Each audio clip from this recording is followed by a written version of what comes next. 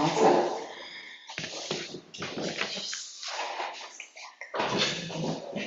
Thank you.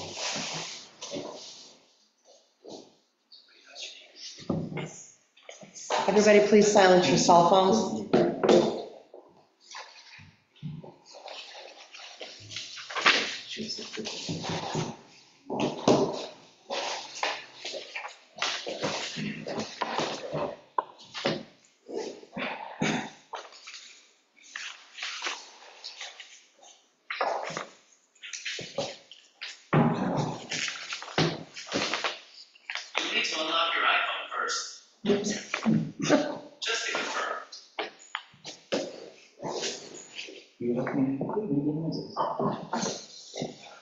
Still, okay.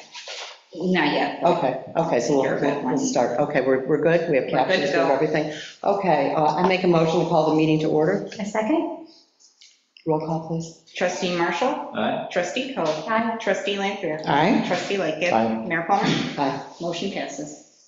Okay, is there any board member who has any conflict of interest or anything they wish to disclose regarding the agenda items before us this evening?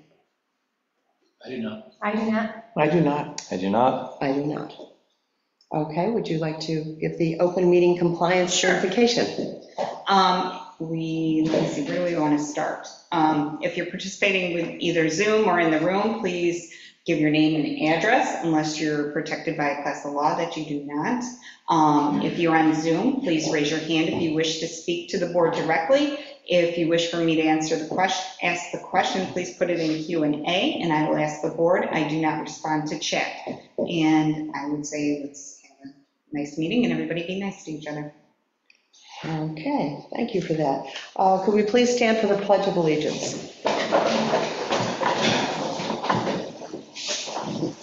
I pledge allegiance to the flag of the United States of America and to the republic for which it stands, one nation, under God, indivisible, with liberty and justice for all.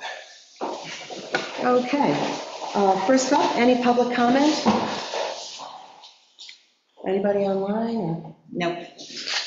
Okay, quiet, people are still getting over the weekend, I guess.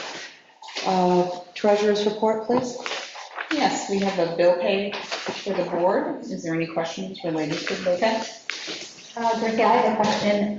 Did we get a new AED? The DPW got an AED. They did not have one. The hall has one, and it was deemed needed down there, so we. So they said the DPW, and then we have one here. Yes, we have one in our foyer. We have one here for years. Okay.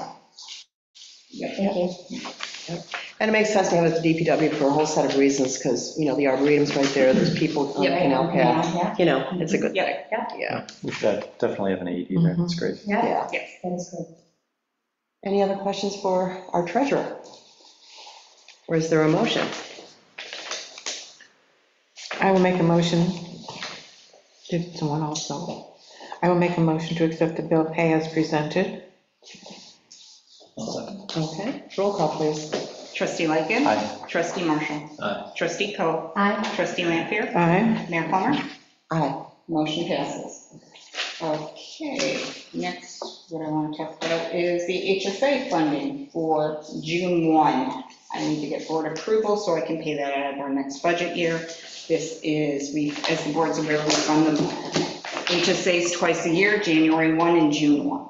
So this is the second part of the funding for the year. So if I can have approval to do that. So moved. Second. Okay. Roll call, please. Trustee Coe. Aye. Trustee Lanfair. Aye. Trustee Lightgev. Aye. Trustee Marshall. Aye. Motion passes. I know I said that was the end of what I had to say, but I didn't know to fit before. So, real quick, as I was going through, and our year's coming to an end, we have a line item on the budget to be expended into a reserve. It's the technology reserve, and that reserve was not established, so. It was absorbed into another reserve. Right, it was absorbed into the equipment and vehicle reserve. So I need to have that, move that money to that line so we can make that happen. This isn't actually funding the reserve, it's just moving it on the budget to We that. need to move it on the budget, because I can't, Okay. it's, And in the end, we can still put it anywhere we want. correct. Well, and that leads me to the question with the board. We're getting to the end of the year. It is looking like I'll be able to fund the reserves, no problem. I can't give you, obviously, a final number at this point. But, would the board like to wait until I do the financials for May to make that decision to fund those reserves? Or give me authorization to go ahead and fund them if everything looks as I qualified? think let's see the final numbers and then make some decisions how to allocate it. And I agree. prior to that, let's just move this line to the right line where the Yeah. technology fund got absorbed. Okay, And then we can always make adjustments once we see the final numbers.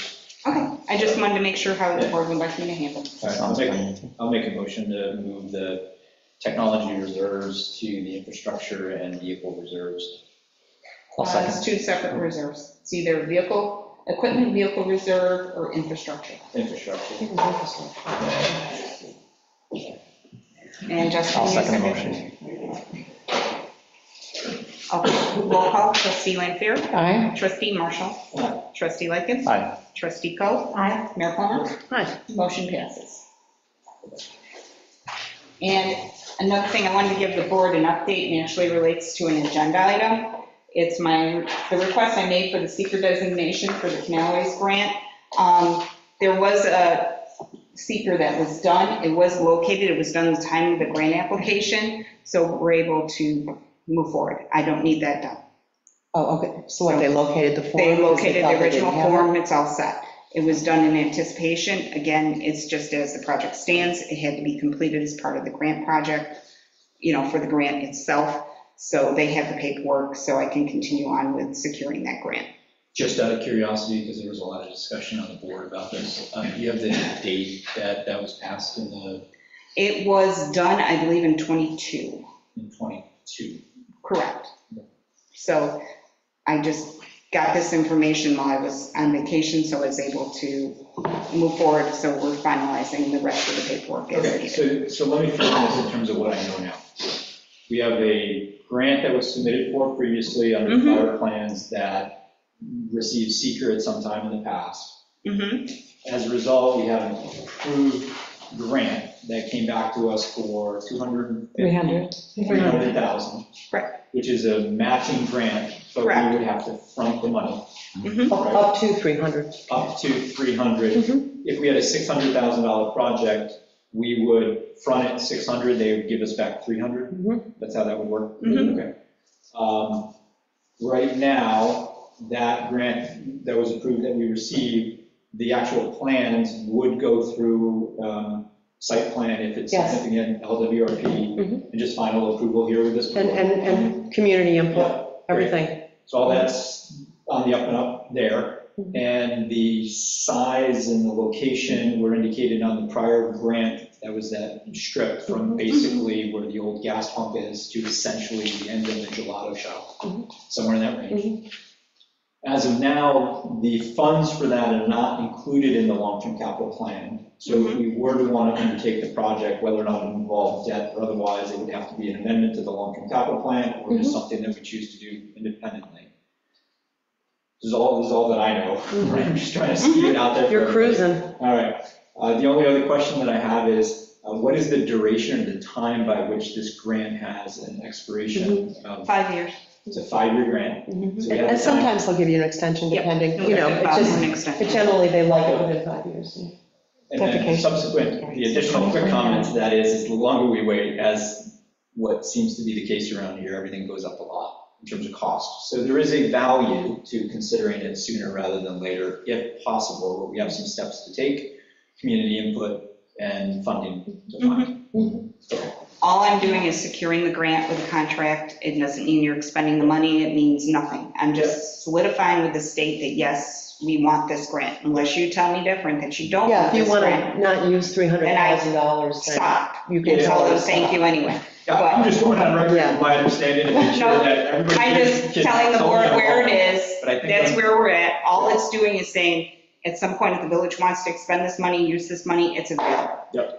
And I'm just locking it in for the village, so. So essentially, it's an administrative action by a clerk that would happen in any municipality. Correct. that I'm has a grant. finalizing the paperwork for the contracts. That's all I'm doing. It doesn't mean we're expending a dime. It just means we're saying, okay, we might use this money. So once that final step is done by the state, will they send us a letter? Congratulations, it's final. Yes, I'm sure Ms. Bagley from Canal, with the Yeah. Canal Waste Grant, will send me something and say, all your paperwork's finalized, and we'll go from there. They still need paperwork from the canals themselves, because they actually own the property. So there's still steps involved, so we're finalizing. How long might that be? I can't tell you. This has been a process. Okay.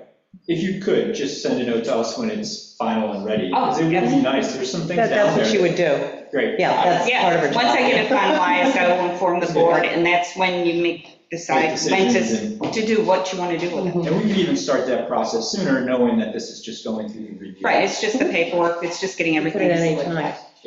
Okay. And I have a couple questions. So right now, it expires 2029. So are they going to hold that $300,000 for us until 2029? Like, they're not going to say, oh, somebody else took it in 2027? No, because it's earmarked to us. Okay. It's our attorney, I think he's having a problem getting on. I'm sorry, Jeff is on vacation and he's trying to zoom in, so. Okay. I'm sorry to No, interrupt no, you. you're but- right. Hi.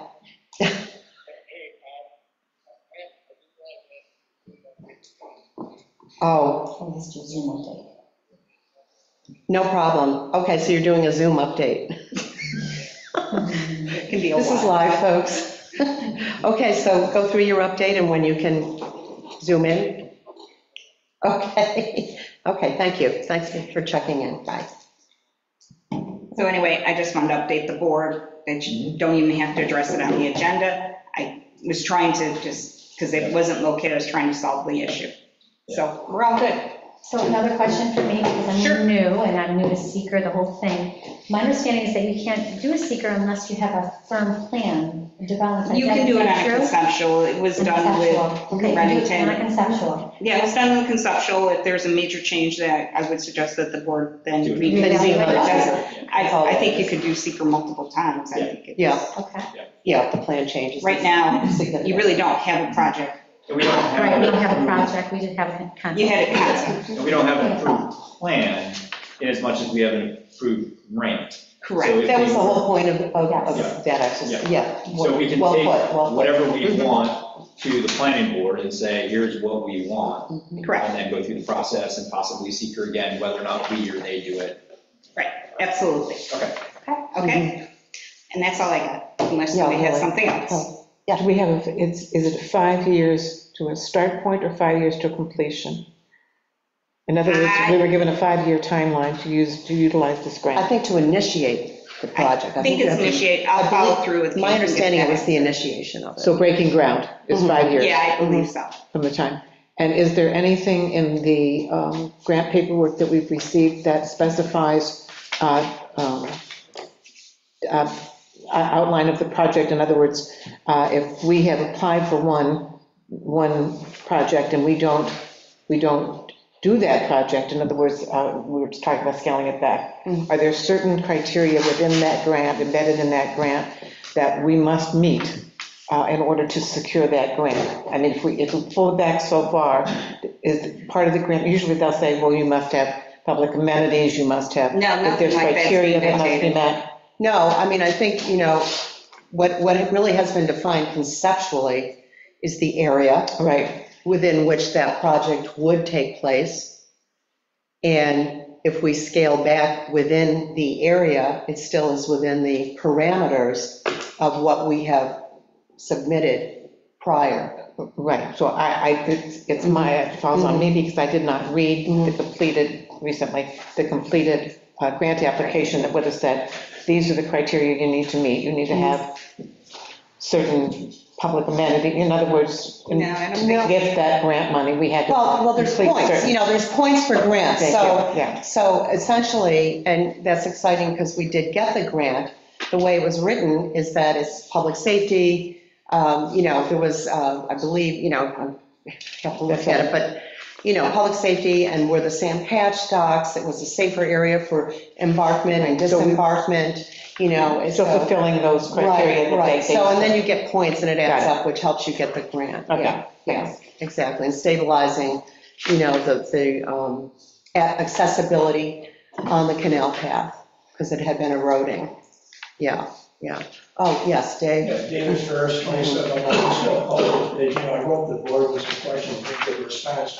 But yeah, I'm surprised as prior seeker, there still is no project, a concept. Part of it suggested narrowing the canal. That to me, I don't know if the prior seeker was a type 1 or a type 2.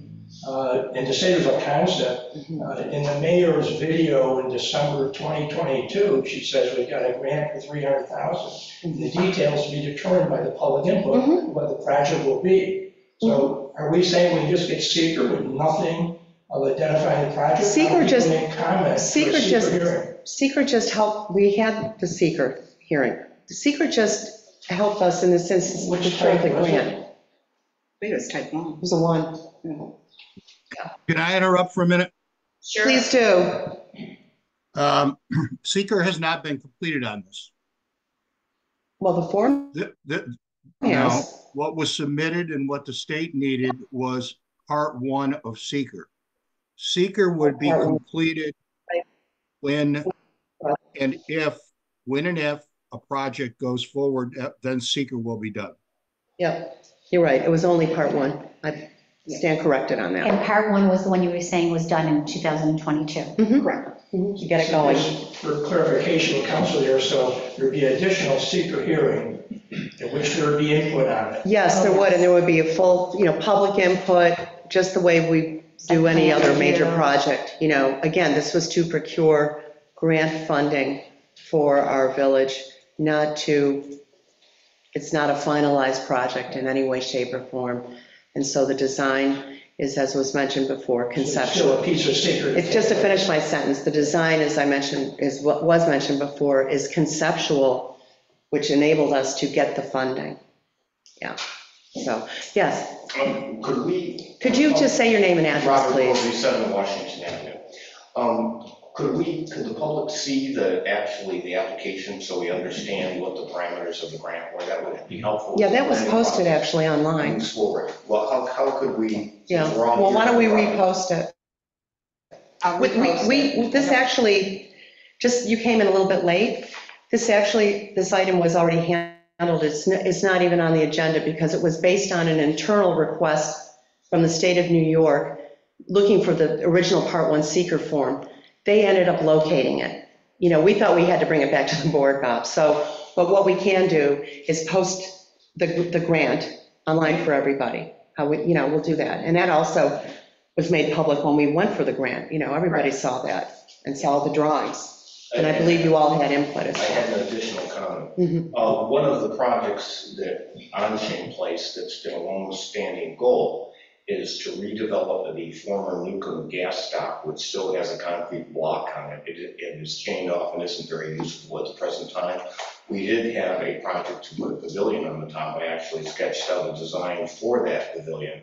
But because of its location, it would be nice to have amenities either as a fishing dock or potentially as another pavilion with seating over the canal there. But that would, I would think, would be a priority because it would be an opportunity to cost effectively create something that would be a significant amenity. So adaptively reuse something. Right. Sure, and that, we welcome all of that when we do have our public comment and public input, when we actually start to put together a project. And then the last comment I had, because this is abutting the canal, it will go, and the canal is considered the waters of the United States. It will go through the Section 106 review instead of 1409 review of the state, which means there should be a lot of public coordination and opportunities like agencies like Historic Pittsburgh, which I sit on the board of, to be at the table, because obviously we worked very hard over the last 30 years to construct waterfront improvements that are compatible with unique historic character of Shane Place.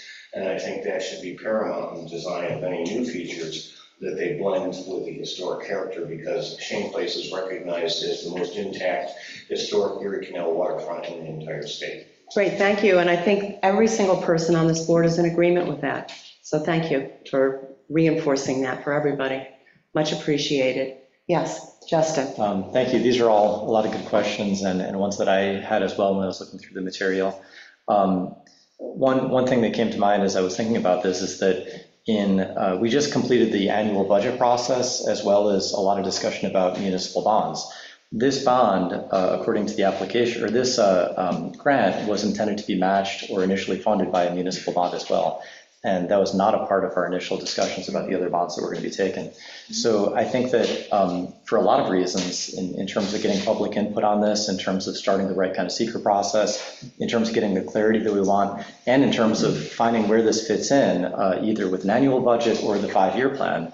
And we also just finished the 5-year capital plan, which didn't take this into consideration either. And since that's essentially the window that this grant is available in, I think we should bring this back to the table sooner rather than later. Maybe put it on the agenda for an upcoming meeting in the next month or so, put in all the application materials as well as the concept, and talk about the next steps, where this would fit into the longer range financial plan, what next steps would be on seeker, and also if this is something that we want to move forward on.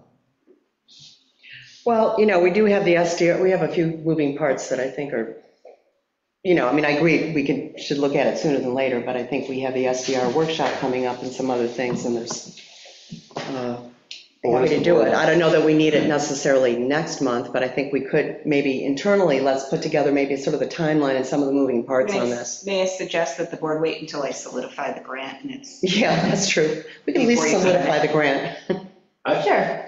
Yeah, I would just say SDRs first, right? Hopefully the grant's done by then. And if the grant's done by then, it's probably okay to start the Well, there's process. other of- zoning of that we're thinking, looking at, and too. zoning too. You know. Hopefully we're done with that by then. Yeah, but just, But it would be good to look at this. I do think there may be some value to understanding the financing of it once we understand the assessments and when that clicks in and what that looks like. But it'd be nice to have the planning sort of done and the shreds done and the public input done. I'd like to actually move that to sometime in September, perhaps in the fall, because so many people are away in the summer, and this would be really a significant project for the entire community, kids are, everybody's out of school, and there's just different, they're at the lake or whatever. So I would just decide, can we just wait a few months?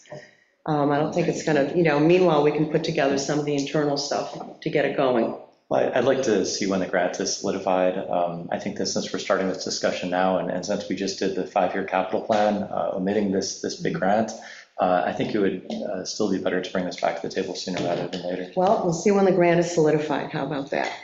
I'll update Let's start with that. as soon as I have that Yeah. information. And what we're hearing as well is that the grant is solidified, right? We're receiving. We're this. finalizing the contract docs. Until that's all finalized, we can't move forward anyway. That's all I'm saying. Okay. That's my end of it. Once it's done, you guys can do what you choose. that's where we are. Exactly. That's where we are. Okay. Anything else in your report? No, I'm done. I caused enough chaos in mayhem. Well, you're fresh from your vacation, so, catching up on a few things here, I know. Okay. Up to the meeting items then. First up, the HPB and PZBA board appointments. And you've received the information? Okay. I bring this back to the board. A motion to appoint Daniel Olson as chair of the Historic Preservation Board for a 1-year term ending in 2025, effective at the subsequent June regular meeting. Second. Discussion. Okay, discussion. I'm sorry. What? Lily, second. Yeah, was there? I made the motion. You made the motion. So my discussion on this is last time I had thought to not approve appointments for leadership positions with regards to the boards. And generally, I still feel that way.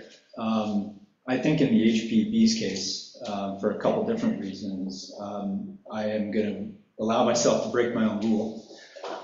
Part of that is because Jeff Pollock, currently as chair, is a town member rather than a village member. And as a defining characteristic between the two, I think it'd be nice to have a village resident as chair. And my understanding is absent, this is from our conversations with Jeff over email, His comment was, in the absence of a mayoral appointment, the prior chair would remain. And it wouldn't be up to the vote of the board, but rather the prior chair would remain. Jeff, am I understanding that correctly? Yeah, that would be a holdover.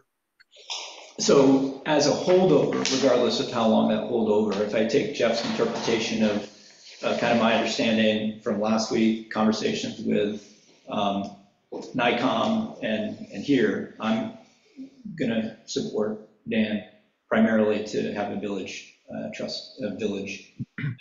be on the leadership of that board. I'd like some discussion as well. I've met with Dan a couple times. I think he's a great choice. He also, for the record, has 5.25 hours of training for this year, which meets the 4-hour requirement. Okay, any other discussion? Yep, Lily? Thank you. I was also going to point to the fact that Mr. Olson has obtained training over the past year, which is a requirement as per our code. And so that, for that reason also, I would support his nomination as chair of the HPB. Okay, any other comment? Justin, anything from you? No, it's great that people brought up the training element. I think that is an important issue as well. Yeah, and I know he's also a member of the Landmark Society of Western New York, so he also, has additional, I wouldn't call it training per se, but certainly when you're a member of an organization like that, they provide tremendous educational resources, not only to membership, but also to the community. Okay, roll call? Okay. Trustee Coe? Aye. Trustee Lightgev? Aye. Trustee Lanfair? Aye. Trustee Marshall? Aye. Mayor Plummer? Aye. Motion passes. Okay. Next up, I make a motion to appoint Maria Murillo as a Historic Preservation Board member for a 3-year term ending in 2027, effective at the subsequent June regular meeting. Okay. We have a second. Discussion? So just to clarify, appointment of Maria is to replace Ginny, not Jeff Pollock, is that right? Ginny, yeah. Okay, and was there a reason for that being, any reason? As I've said in previous meetings, my philosophy about boards is that you have a mix. You have a mix of, institutional knowledge, which clearly Maria does, when obviously we all know her, and a mix of new people or people who really want the opportunity to serve. So it's different, different types of experience that our residents bring to the board. So Maria has expressed a desire to come back onto the board, and I think she would just be a wonderful appointee. Thank you. Yeah, if I might weigh in on this one too, I'm really interested in making sure that the Historic Preservation Board has a certain depth of experience, and I think that all of us are interested in improving that overall. And I guess, I have a lot of respect for Maria's experience on her resume, and she's participated in the past, and also Ginny has a great depth of experience.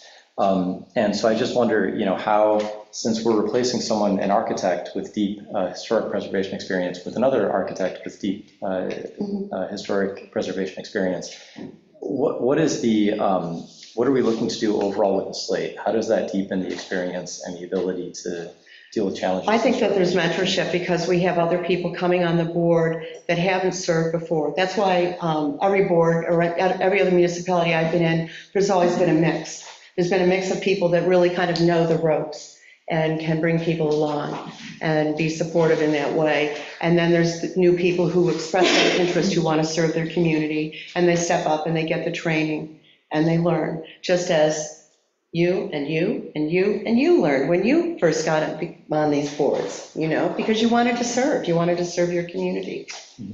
So it's a mix. As far as the notion of the mix, I also appreciate an email that you sent back in response to another applicant on the board. And you said, I'm looking for a mix of different ages and experience.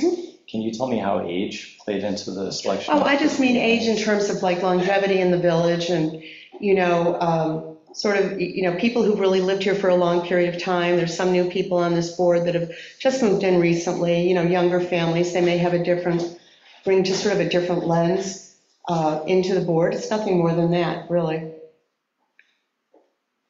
I had another comment. As far as Jeff Pollock goes, just for the record, he's had no training this year. He had 0 training. That does not fulfill his requirement to stand. Well, actually, he put together training with Caitlin Mives from the Landmark Society that was customized to the village, and there were 2 different training sessions, excuse me, that were recorded for all of our board members. And they are, I believe they're both between 1.5 to 2 hours worth of training, and they're accessible online. So I don't know if he didn't This year? tell us, in other words, it's available every single year. It's available going forward. It was set up last year. So either way, you know what, I think, okay. So He's off the board anyway. He's off the board anyway. Well, he's still a holdover. Oh, he's a holdover now. I see what you're saying. Yeah, so I see what I'm what you're saying saying. is, if that does constitute training, it should be in his training record. Well, absolutely If we then. feel it constitutes training. Well, Liz, I think that's a good point. I mean, I Mhm. think that this board, as we've heard from a couple of people tonight, maybe everybody, we really appreciate Marina's experience. So if there is someone who is outgoing or who would otherwise be a holdover, who did not complete the training requirement, or if that training record is not complete, perhaps that would be a replacement that the board would consider. So, yeah, that's a really good point. Training. Mhm. It's interesting. Jeff Pollock has been on the board of the Landmark Society of Western New York for 49 years. He also serves on the board of the Eastman Museum. And he has done so much work internally to help with the applications on HPB, put together training programs. He also put together a grant and received funding through the Landmark Society for the purposes of setting up a window restoration tutorial that we're going to be able to use as well, in addition to the community at large. So I understand that. I think it's interesting because we do have a member on the HPB who said that they didn't need any training. So, because of their background. So I think, we have to take a look at every single board member and apply things equally. I think that's really appropriate. Yeah. So just a comment, this sort of reinforces the institutional knowledge of both Jeff and Ginny, right?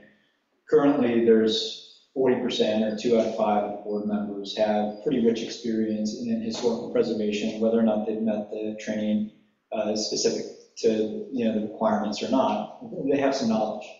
And as I look at the slate, one of the things that I appreciate with regards to Maria's appointment is that exists, right?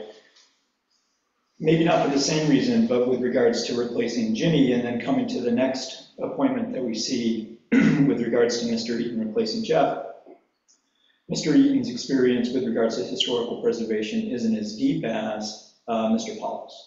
Right? Right now, we have a motion before us. So I'm expressing that because. Okay, just so we keep no, because focused. I want people to know why I'm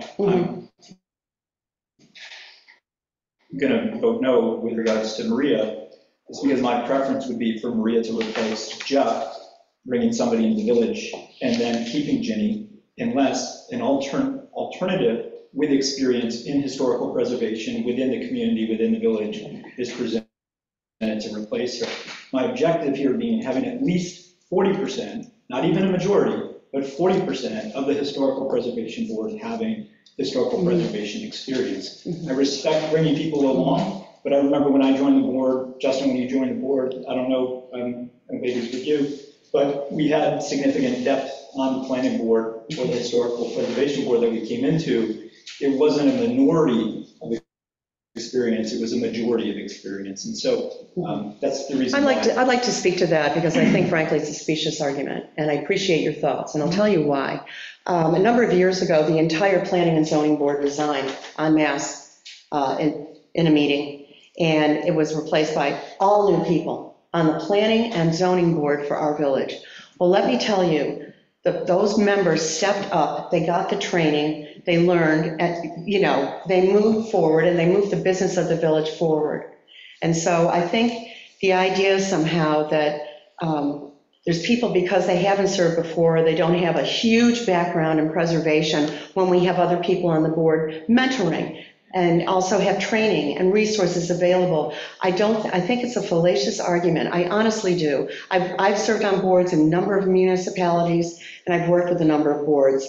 And I can tell you, if you want to serve, you want to learn, you want to do the best for your community. And I also would ask any one of these board members, with members of currently, holdovers or not, serving on boards that live in the town, what decisions have they made that have been counter to the best interest of our community? 75 Monroe, HPB 1, H21, I forget what it was. But the 75 Monroe decision was made by, in a majority, 2 members voting for, 1 village member voting for, and 2 village members voting against. So essentially, 75 Monroe moved forward on the basis of 2 town members voting in favor of an application to overturn the LWRP that was denied by the planning. There were so many pieces and wheels in motion and approvals that had already happened that even got to that point where members of whether they were the town or the village. And you think that they made that decision because they lived in the town? No, I'm saying I want the people who make those decisions to live in the village. Well, I just think it's an apple and oranges circumstance. We're getting into some kind of a debate here. We do have a motion. Mayor, can I and a answer your second. question? Yeah, Just to sure. send out to the board. They were inappropriate to me. Approval of metal roofing that has been put on historic homes in the village. I think that's from a lack of experience of what's appropriate for our village. Also, there's been some decking and some railings and things that have gone up that I've seen that have not really been appropriate for that's under our code. And I understand that that's your opinion because. No, it's not my opinion. It's written in the code of what's appropriate, and I think because of lack of experience, it was approved. Okay, If I- okay. Thank you for that. No, I appreciate you weighing in on that. Yes, Justin? I just, Sure. in addition to the concrete requirement that our laws have, and perhaps state law has about the 4 hours of training per year, which I think is really important. The other thing that I am looking here, which I think is especially important, is the section of our code, 112-4B, qualifications of board members. Board members shall have interest, experience, and training in historic preservation and planning as determined by the mayor and board of trustees. So I think these discussions are very important, and overall I support efforts that really deepen the knowledge of the members of that board and their ability to make decisions. And you do know the training is also available to all the trustees. I don't know if you've even taken a look at the great seminar, those 2 seminars that were put together by the Landmark Society, because they were tailored to our code in our village. So it was really great training. Yeah. This discussion is just with the board right now. Any other thoughts from the board? Okay. Yes. Okay, Robert Corby, 7 Washington Avenue. First of all, this is not a criticism of Maria. I appointed Maria to the HPB when I was mayor, and I think she did an outstanding job. However, there is a problem with the slate of candidates that are proposed. And I served on the HPB for 5 years before I was mayor. I sat on the state committee that drafted the new ordinance. I helped Peggy draft our ordinance. I wrote the design standards. Obviously, I'm an expert. I've had a 30-year career in architecture.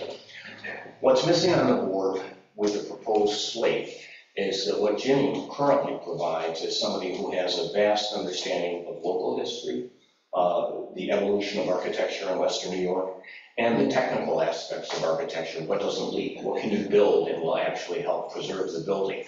Architects today, in general, are not well trained, so they propose things that aren't compatible or will cause damage to historic buildings, like Portland cement mortar would be one example. So if you're not going to appoint somebody like Ginny or I that have that technical and historic experience, then you better get a consultant for the board that will provide that, because the boards always are an educational issue for the members, and typically there's a leader or a consultant that provides that. In larger municipalities like Rochester, there's an administrative staff And they often have somebody sitting from the Landmark Society that provides that background if there is an professional expertise on the board. The proposed slate of candidates doesn't have that. And as good as Maria is, Maria's practicing experience was in Columbia, where obviously construction is completely different from here. So you need to find a consultant that will provide the backup for that board. The other thing I would say is I submitted my resume 3 times. I never got the courtesy of a response, and I heard that other candidates got interviews. I wasn't given the courtesy of an interview. I would also suggest in the future that everything you discuss should be in the packet, so the packet could see it. My resume and Peggy Brzez's resume was not in the packet, but the review of mayoral appointments is not a rubber stamp. It's supposed to be the dynamic discussion that you're having. So all the information should be in the packet, so not only the trustees can see it, but so the public can see it as well. Thank you. Thank you so much. And, I really would like to speak to some of the comments you made and be very specific. I also would like to continue to talk about my philosophy about boards and service on the boards and what it means to work with residents and reach out and educate residents. And you're absolutely right about a consultant, and we're working on that. And I think we might have someone, which I can bring back to the board. But with that being said, I think it takes also the willingness to work and the willingness to be cooperative and show that you are cooperative in working with others and with the community. So I'm not comfortable at this point. I didn't have a meeting with you, and that was under the advice of the sheriff. So I would like to read something, because I think it demonstrates the fact why I will not appoint you to a board. This was a text that was sent to an employee because they spoke up in a meeting on behalf of their fellow employees. And it was sent to this employee over a weekend, very late on Saturday night. And this was from former Mayor Robert Corby. As you well know, Plummer is both vindictive and corrupt. Her continuing attacks on the Arboretum represent some of the most egregious behavior exhibited by any mayor in Pittsford's history. I must remind you that the Arboretum and the property of the village is the property of village residents. Well, this is one of them. This is about the Arboretum. It goes on and on. Well, that's a fact. Excuse me 1 second, I'm speaking. Point of order. It is not a toy by which the mayor can execute her personal vendetta. I feel like these kinds of personal Hang on 1 second. This is a point of order, because if you want to go down this path and you want to keep circling in and closing in, I won't normalize this. I will not normalize behavior like this and appoint someone with behavior that is demonstrated either in social media or publicly or with other residents in the village. I refuse to appoint them to a board. I think it's inappropriate, period. Your behavior towards me. Excuse me 1 second. This is a point of order, and this is coming right back to the board. We have heard from you. And I just wanted to put this on the record.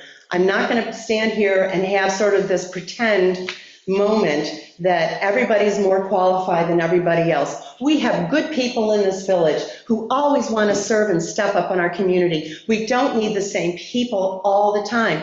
Can we get additional resources in to help and support our boards? Of course we can. Do we do that? Of course we do, and of course we will. But I refuse to be bullied. I refuse to have these conversations that when we have absolutely wonderful people who want to step up and serve. Maria Murillo was one of the key negotiators on 75 Monroe to help reduce the mass and scale because of a code someone in this room wrote.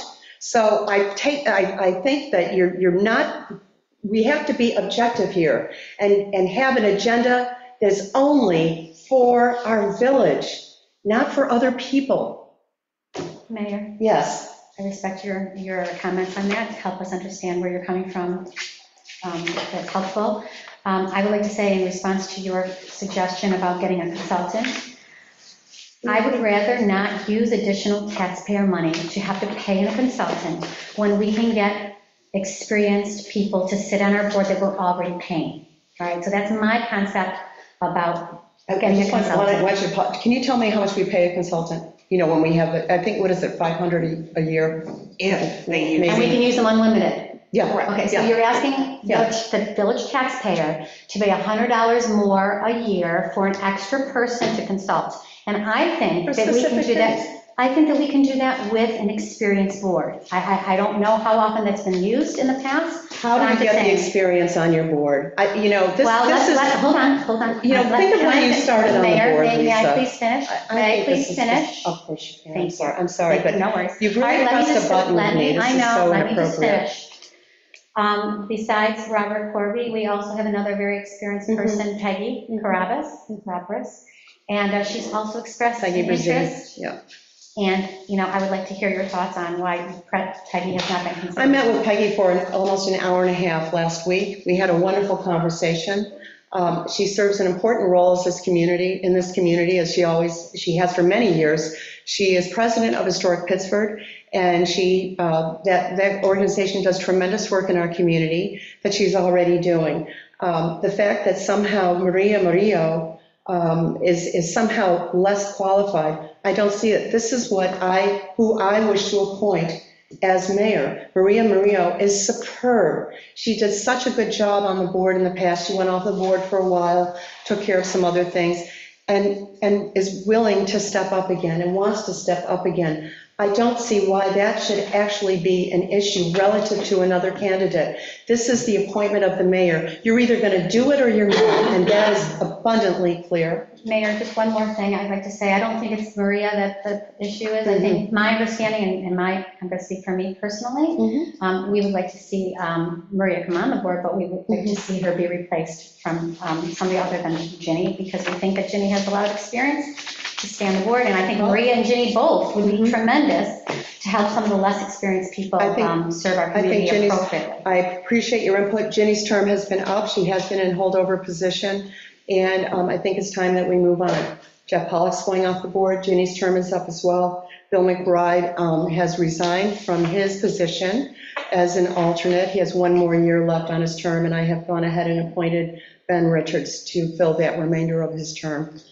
Just for clarification, Ginny would be coming off the board. Ginny's term was up last year. Right, as well as Jeff's, both of them. They're both in the same place. So when you say Ginny's coming off the board in replacement of who? Maria Murillo will replace her. Okay, and then Jeff coming off the board in replacement of who? Wade Eaton. Right, which has not been approved yet. So, Right. Just to clarify. Yeah, exactly. And Christina Linehan, as you can all see, she's willing to serve again as an alternate, and she always does a great job with her background as well. And she brings institutional knowledge as well. So if I'm not mistaken, Ben Richards was appointed to the alternate to fill the remainder of the term, a vacancy. Yeah. A vacancy seat. Okay. So Ben's on as an alternate. Christina's on as an alternate.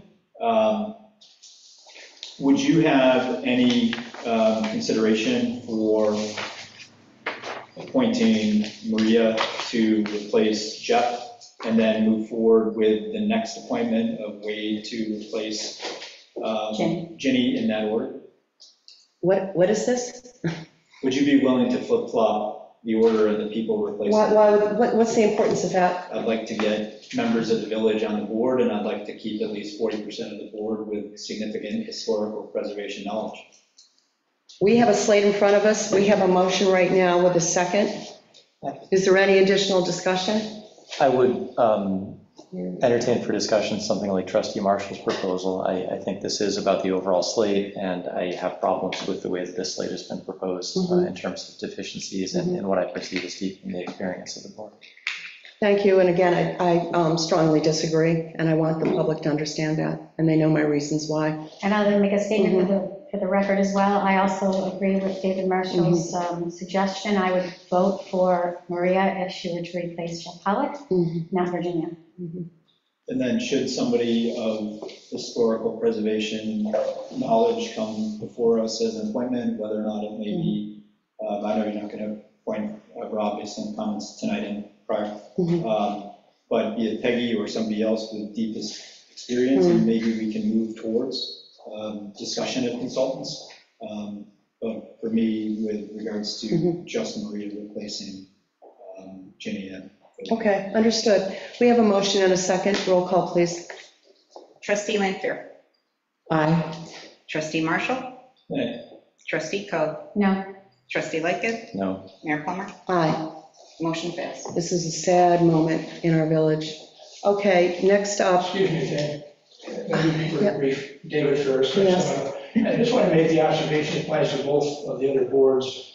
But in the past, we used to do alternates as kind of a farm system to give the people experience and then move them up. I just hope strategically we'll still think that way, so that when a person goes on, maybe we're taking one of those alternates and moving them up, and taking a person with small experience, making them the alternate while they learn, just an observation. yes, thank you, that's why Ben Richards was appointed. He's new and young, moved into the village and has expressed interest in preservation, so he is an alternate filling in. The other alternate is not going in, we're putting in a brand-new person.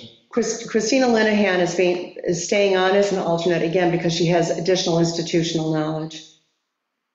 But I guess, Yeah. go ahead, Lisa. No, go ahead. I think she's not hearing you right. Just repeat your suggestion. Because you're saying that, why isn't Ms. Linehan coming up into the seat? Because she does not have the time to Okay, so that's to the do reason. so. I think that's what he's She does looking not, she That's what he's has, looking for. has like 3 teenagers. That's fine. She doesn't have the Enough time. said, you I know. just shared that observation. Yeah, no, Yeah. and I believe me, I approached her about that, Yeah. of course, you know, she's absolutely wonderful. Thank you for your question.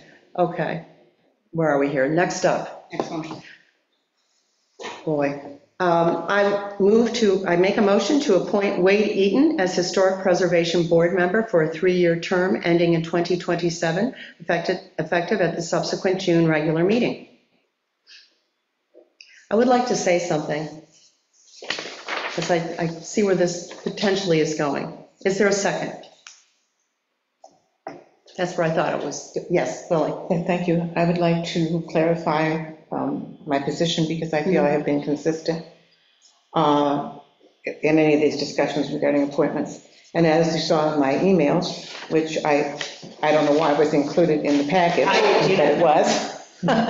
So within the packet, yes, the email was included in the packet, so I felt I should address what I stated. And that is that consistently I have brought to the board's attention the requirements in our own code, which specify certain, at least interest by letter of past experience that would pertain to a seat on the HPB. We don't have the same criteria for planning and zoning, I understand that. So training and new blood and all of those aspects come into it. But according to our code, we have certain criteria that must be met or at least honored when we are considering as trustees the appointments that are made by the mayor. And so I have used those criteria in any consideration and brought up in not just this meeting, but prior meetings regarding prior appointments when only a professional resume was presented, that I asked to have given to the trustees additional information that would demonstrate to the trustees at least an interest of that potential applicant for the position. That this would be remembered last organizational meeting last year. I did ask for this, so I would like to be consistent in my expectations and my what I would like to see before I make a decision regarding a board appointment. The mayor's charge, which she does, is to present to us the candidate that she feels is best suited for the position. It is the trustee's position then to review also any applications that have been received and compare them and make a decision of their own regarding the qualifications of the individuals brought forward.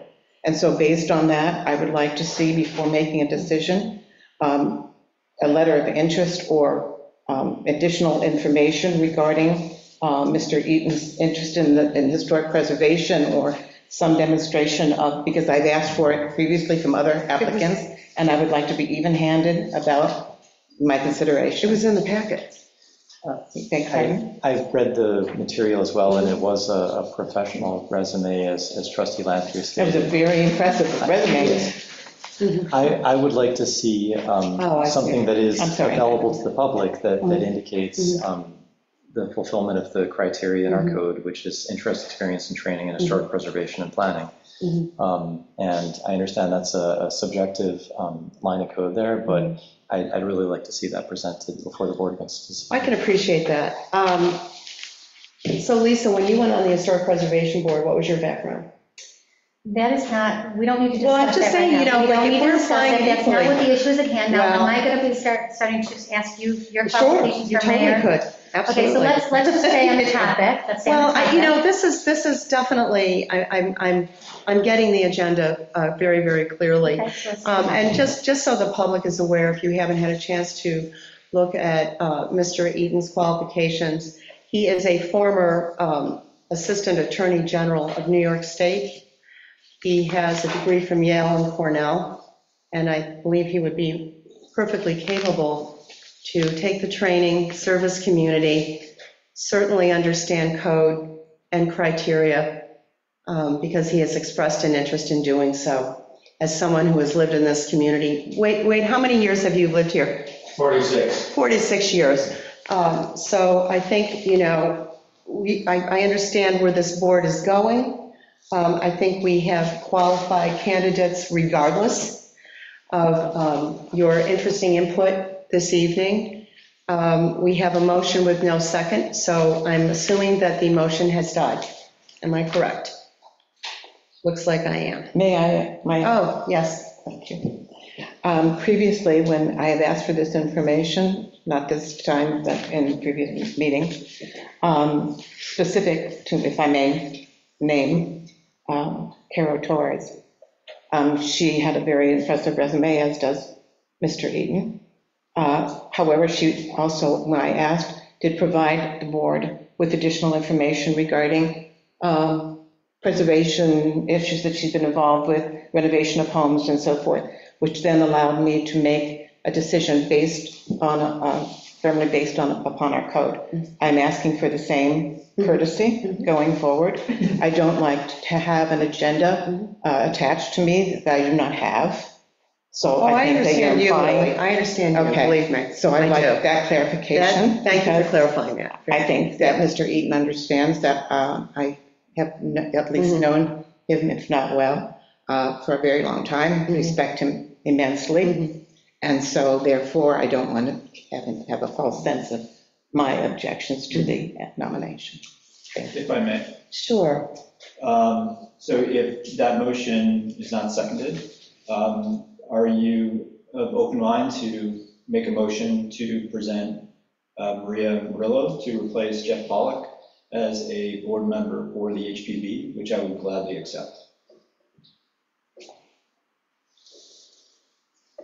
And then we still have Ginny as a holdover? Is that where we're going? And we would eventually have, I That's where we're suspect, going. an appointment to replace Ginny that would satisfy my 40% of the board to have historical. So now we have additional criteria of the 40%. Okay, it's just, this is helpful I for have me. no agenda other This than is I think helpful. Maria's a. No, great I member. think we should stay with where we're going, because this reflects where you are right now with my slate. So we move on, the motion has officially died. Okay. So can I just make a clarification? That means that we will continue to have two holdovers. Right. Okay, Yep. just That's so that the public knows. Yes, I We think are- the public we should are- be aware, right. definitely, But- of the action. But remember, Dave's suggestion is something that you do not want to entertain as well, No, right? this is the slate I presented Okay, as because we mayor. could have had just one holdover, but you want to allow us to have two. Understood, Okay. understood. But, Yep. and my confidence in Maria's experience extends beyond today. This is an open-ended invitation for Maria to come in.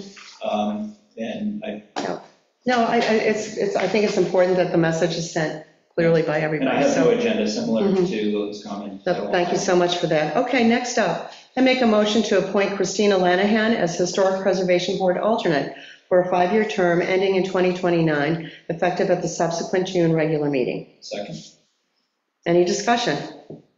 great candidate. Oh, we got one. We understand her reason for being an alternate, her time constraints. Thank you.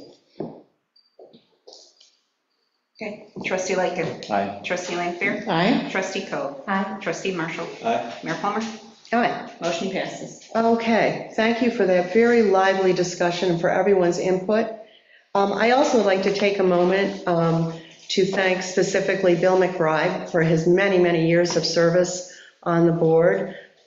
He really kind of, tried to steer the ship with 75 Monroe, and I know that was a big part of really what his participation was.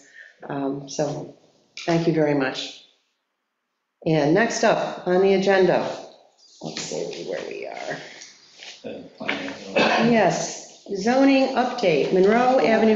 No. You still have two motions. Oh, I just, I thought we had covered every person possible on the planet, but I do have the planning board and zoning board of appeals. Motion to appoint Susan Loda as chair to the planning board and zoning board of appeals for a one-year term ending in 2025, effective at the subsequent June regular meeting. Second, We have a second? discussion? Okay.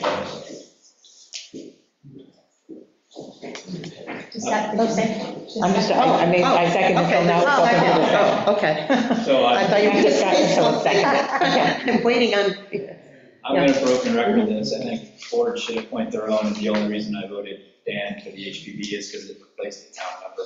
So regrettably, as much as I love Susan, I think she's a huge asset to this community. She's been on so many of the planning committees, and we did great work, and I really enjoyed the time.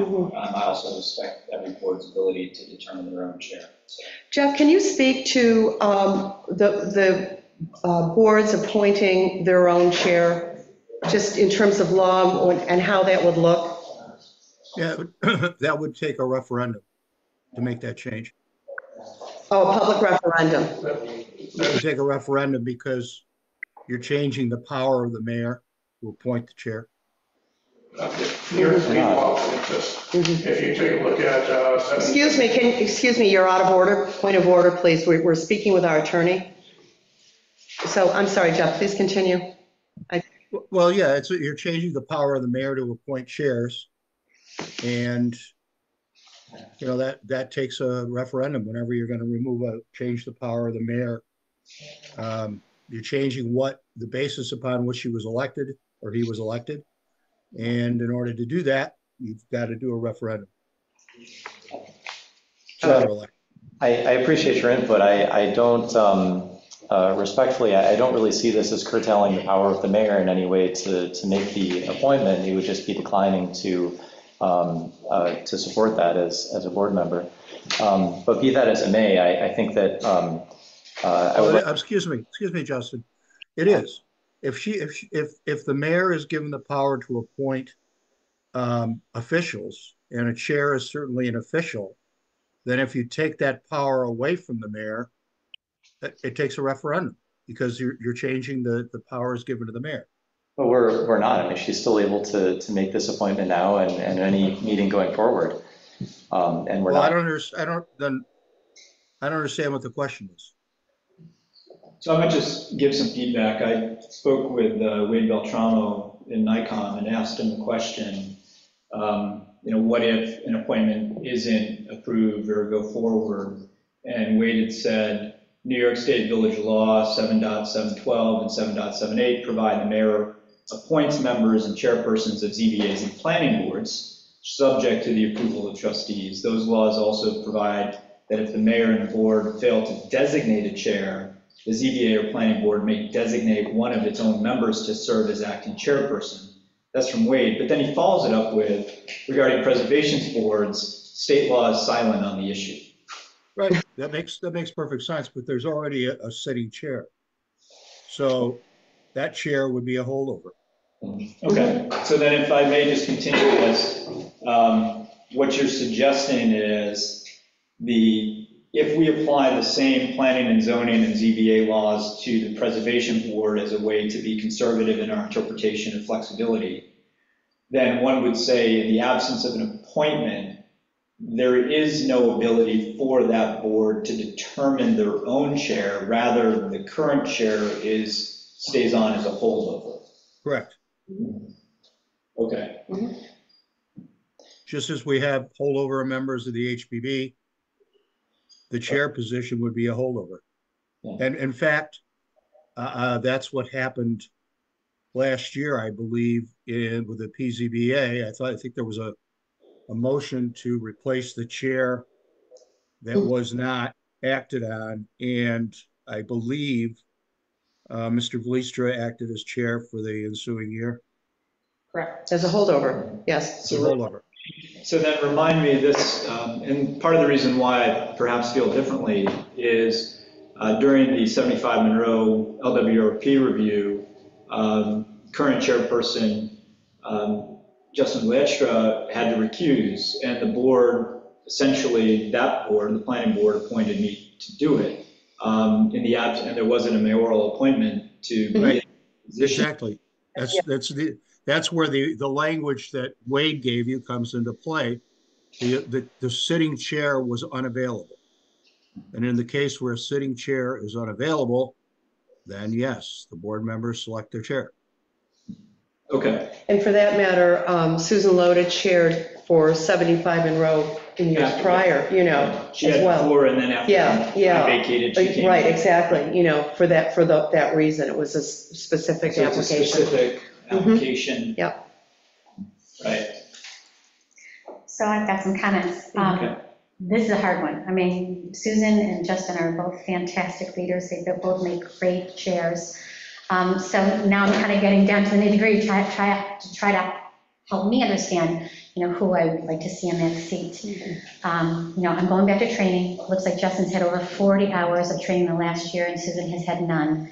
I've had numerous discussions with Justin. He's been a great support in helping me understand zoning and planning. He's always, you know, responded to my emails and answered questions very thoroughly. He's extremely passionate about his role and has served greatly, I think. Even to the point where he had sent all of us a letter, a one-page letter about his desire to continue to serve and his past experience.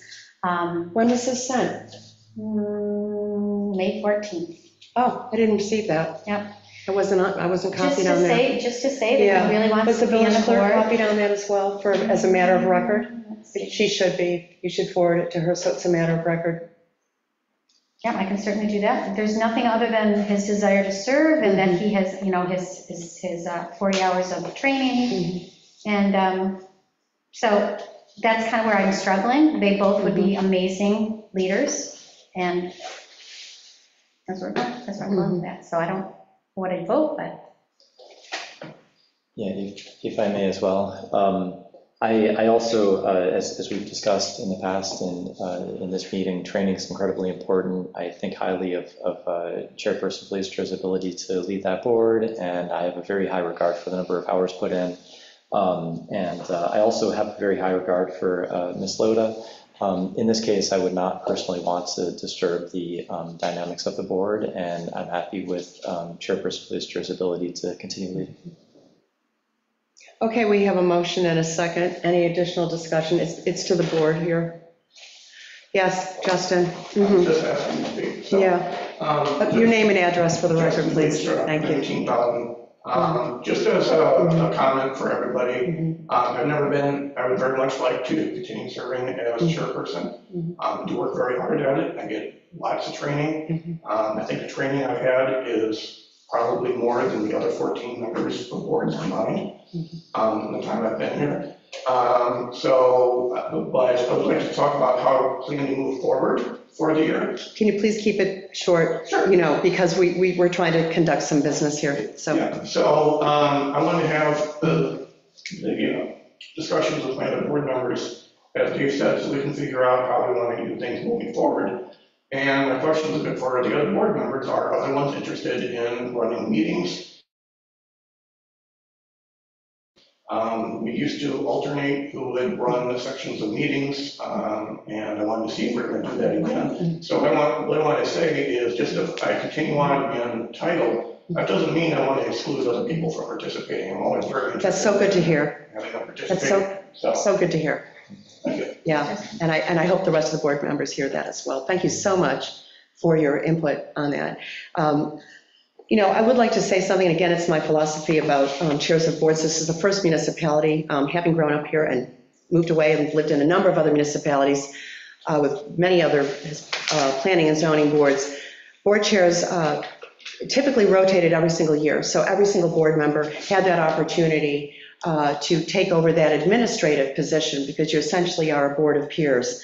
There's no one person who's higher than another because they're quote chair. They have just additional responsibilities in terms of making sure the agenda and the materials are all together and coordinating with their assigned clerk. So every board in every other municipality has always just rotated every year, and it just gives other members an opportunity to step up and learn that process. It's really nothing more than that. It is not about who's better or worse, it's just an administrative position. Thank you so much for all of your work as chair. It's clear you want to continue as chair. I think it would be interesting to have that vote take place within the members of that board to see what the outcome would be. But again, here we have a motion and a second. Mayor, Is there more any, discussion? Yes, any please. additional discussion, as I Yeah. was just going to say? I And I'm sure appreciate- there is. Yeah, I appreciate your input Yeah. on chair. You and I see this very differently, and I think that a chair position is extremely important, and I think they do have more responsibility than the rest of the members. I'm not saying that they're more important, but they do have more responsibility, and that is represented in their pay. Board members are paid $400 a year, and the chair is $1,000, so there must be some reason why we're paying the chair $1,000. So I think that, I feel that the chair has additional responsibilities, and that's what signifies the change in payment. Yeah, okay. I think it's, they're being compensated for an administrative role. Thank you. Yes, Lily? Thank you. I appreciate very much the commitment and the passion that Justin brings to the position and has for the past several years. I would like to circle back to an incident that the mayor referenced earlier, and that is the former change of chairs a number of years ago, let's call it 10 years ago because my memory timeline isn't accurate. And that is, there was a change in an organizational meeting of the sitting chair of the Planning and Zoning Board. And that change precipitated the resignation of the entire board. And that incident has stayed with me all these years. And it was the most unfortunate circumstance. And in hindsight, I wish now that the change had not occurred. And interestingly, the person who was nominated to take the person's place that precipitated the walkout, if you call it that, is Mr. Valistra.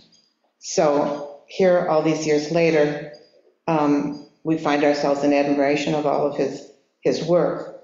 But at the same time, I'm left with that memory of making a decision that I feel now in hindsight might not have been in the best interest of the village at that time because of the fallout that occurred. And so sometimes it isn't just a matter of comparing the two individuals who are in question, whether they're both capable, which they are, but there's something else also to be said for the personal element. And I'm going to say that my feeling is, all things being equal, and given that both terms of these individuals are up next year, that in this ensuing year, I would support Mr. Valistra continuing in his position. I respect Ms. Loda, of course, very much, and know she's very capable, there's no question. But I feel, and I don't want to use the word personal relations, but it, as I say, I'm bringing history to this, and it all brought it back when the mayor brought up about the mass resignation, and I recalled that, and I feel that I would support Mr. Valistra next year as another year. Okay, thank you. All right, any further discussion? Okay, we have a motion and a second. Roll call, please. Trustee Coe. No. Trustee Lanfair. No. Trustee Marshall. Aye. Trustee Lightgev. No. Motion, Mayor Plummer. Aye. Motion fails. Okay. And next up, the reappointment of Jared Cook as Planning and Board and Zoning Board of Appeals member for a 5-year term ending in 2029, effective at the subsequent June regular meeting. So moved? Okay, we have a second discussion? Yeah, a discussion point, training, in the last training chart that was provided to me, I do not see anything registered for Mr. Cook, and it would not be consistent, therefore, with my reading of the code and my understanding of the data in front of us to appoint him, to reappoint him. I would just like to point out to the board, I have no vote in this, but Mr. Cook hasn't been on the board a full year, so he hasn't had that. Yeah, he has a year to opportunity complete in a it. year. I would support his ability to be a holdover until he obtains the training, at which point we would legally be able to support his reappointment. Okay, thanks for your input. Yep. Any other comments? So if he's not voted in, then he would be a holdover? Yep, he's a holdover. Mhm. We have a motion and a second. Roll call, please. Trustee Lightgev. No. Trustee Coe. I'm going to say no, just so he can get his training and then keep his holdover position. Trustee Lanfair. No. Trustee Marshall. Aye. Mayor Plummer. Aye. Motion fails. Okay. Not that I disagree with any of you on that. I just figured I'll give you the benefit of the doubt because you ran against us. Okay, so next up, we have the zoning update for the Monroe Avenue Gateway. Can I just ask a question? Do we not hear ethics board nominations? Is that? There's nothing, Jeff, do you want to speak to that? Yeah. That came up I'm before, confused. about the ethics board. Jeff? What about the ethics board? Don't we have to have a slate for ethics board for the mayoral appointments? No, you don't have to have an ethics board. If you were to convene the ethics board or there was a complaint to come in, then yes, you'd have to have an ethics board. So there's no complaint before for an ethics, to require the convening of an ethics board. There's nothing So in on other file. words, so the mayor It's can convened when pick it's, the ethics board without approval of the trustees? I'm sorry? No, it would have to be with your approval. But there's, I think, I could open the code, but I think it says that the board, the board, can convene the ethics board.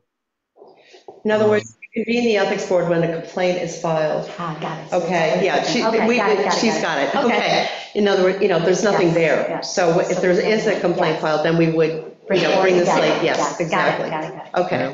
And it would be subject to the board's approval, any Yep. appointment. Just to comment on that. So when you convene the board, shouldn't members already be on the board? They just aren't meeting regularly and then they have to convene. And That's so not what I thought. so but- you've appointed them before the issue comes up rather than waiting for an issue to come up and then appoint them? You certainly can do it either way, absolutely. Okay, so Where it is, so if we can do it either way, is there anybody currently on the ethics board? Larry Hickey. Okay, so we currently have one member. Yeah, we do have one. And Mhm. is it a 3 or 5 member board? It's 3. Great. It's a 3-member board. And should Yeah. you want to at any time between now and whenever, you could always appoint somebody Yeah, we to could at that, any point in time, certainly to have them on standby. just to have them on Yeah, but standby. at this point, there, a few other Right. moving parts here. So Right. there isn't a slate to convene a board. Okay. Thank you for that. Mhm. Thanks, Jeff. Thanks so much for that. Okay, So this is next up, I'll try again. This is third time's a charm. Zoning update, Monroe Avenue Gateway. If I may, in that we do have a member of the public who has a special permit before our board in 39 South Main. Is there any Yeah, interest? let's in- jump that up, because you guys have been sitting there. That's true. Okay, so let's defer, thank you, thanks for bringing that up. You're really right, yeah. Spare you. I know, we won't spare you any further, Although you're circus. looking like you're enjoying it. I know, yeah, well, they didn't bring the popcorn. Okay, so why don't we hear the special permit for 39 South Main Street? Yeah, come on up, Yeah. we'll pull on another chair. Sure. Yeah, just so you're both up here. Thanks, Dave, I kind of spaced on that. You get a bird's eye view up here. Yeah, hi, welcome, Hi, good nice to meet evening. everybody. Hi there. Thank you. My name is Bob Michaels. I reside at 71 State Street. And this is Christine Elliott. She is the person who would like to occupy 39 State Street for her salon and spa. Thank you for taking the time. I know you've got a lot of stuff on your agenda. Well, it's always important when you want to have a new business come in, Well, it's great. Thank you. I was interested in Christine's proposal because, first of all, I believe she's an honest and truthful person. And secondly, because she wants to carry on what was there and improved prior to this. There's never been a complaint to my knowledge about that business or from anybody. It's always been a nice, quiet, small salon spa. So essentially, it's just this Continuation. continuation of really what was Pretty much is, that's a right. business like similarly. Exactly. Yeah, okay. Exactly. I did submit the answers that were asked of the applicant for special use permit considerations. And if somebody here did not have the opportunity to read that, We've got it, yeah. you got it all. Yep, Yeah, we sure do. thank you for that. That We was sure do, helpful. yep. Very good. And I think the rest of it is self-explanatory because we've done this, Sure. we did this 4 years ago. Yep, great. Why don't we bring it back to the board then, if you folks have any questions? I do, first, welcome. Thank you. Essentially, you have no changes to the business, not different products or anything more toxic than is being utilized currently, so there's no fumes or anything similar that you're, no new process that you're introducing, or everything is pretty much maintained the same. Absolutely. I can Okay. actually tell you that I'm a low-tox stylist, so I actually apply things in that most people can't get. Thank you for making that point. It's one of the things that we consider. And so you have nothing else that also that would generate more trash or anything, everything is the same. Okay. That's the only question I have. Thank you. Oh, wow, to 10 PM, What do you think your normal hours will be? yeah. I'm sorry. What do you think your normal hours will be? Tuesday through Saturday, anywhere between 10 and 10 PM would be like if we had an event. Okay. Oh, okay, yeah. Very, very low key every now and again.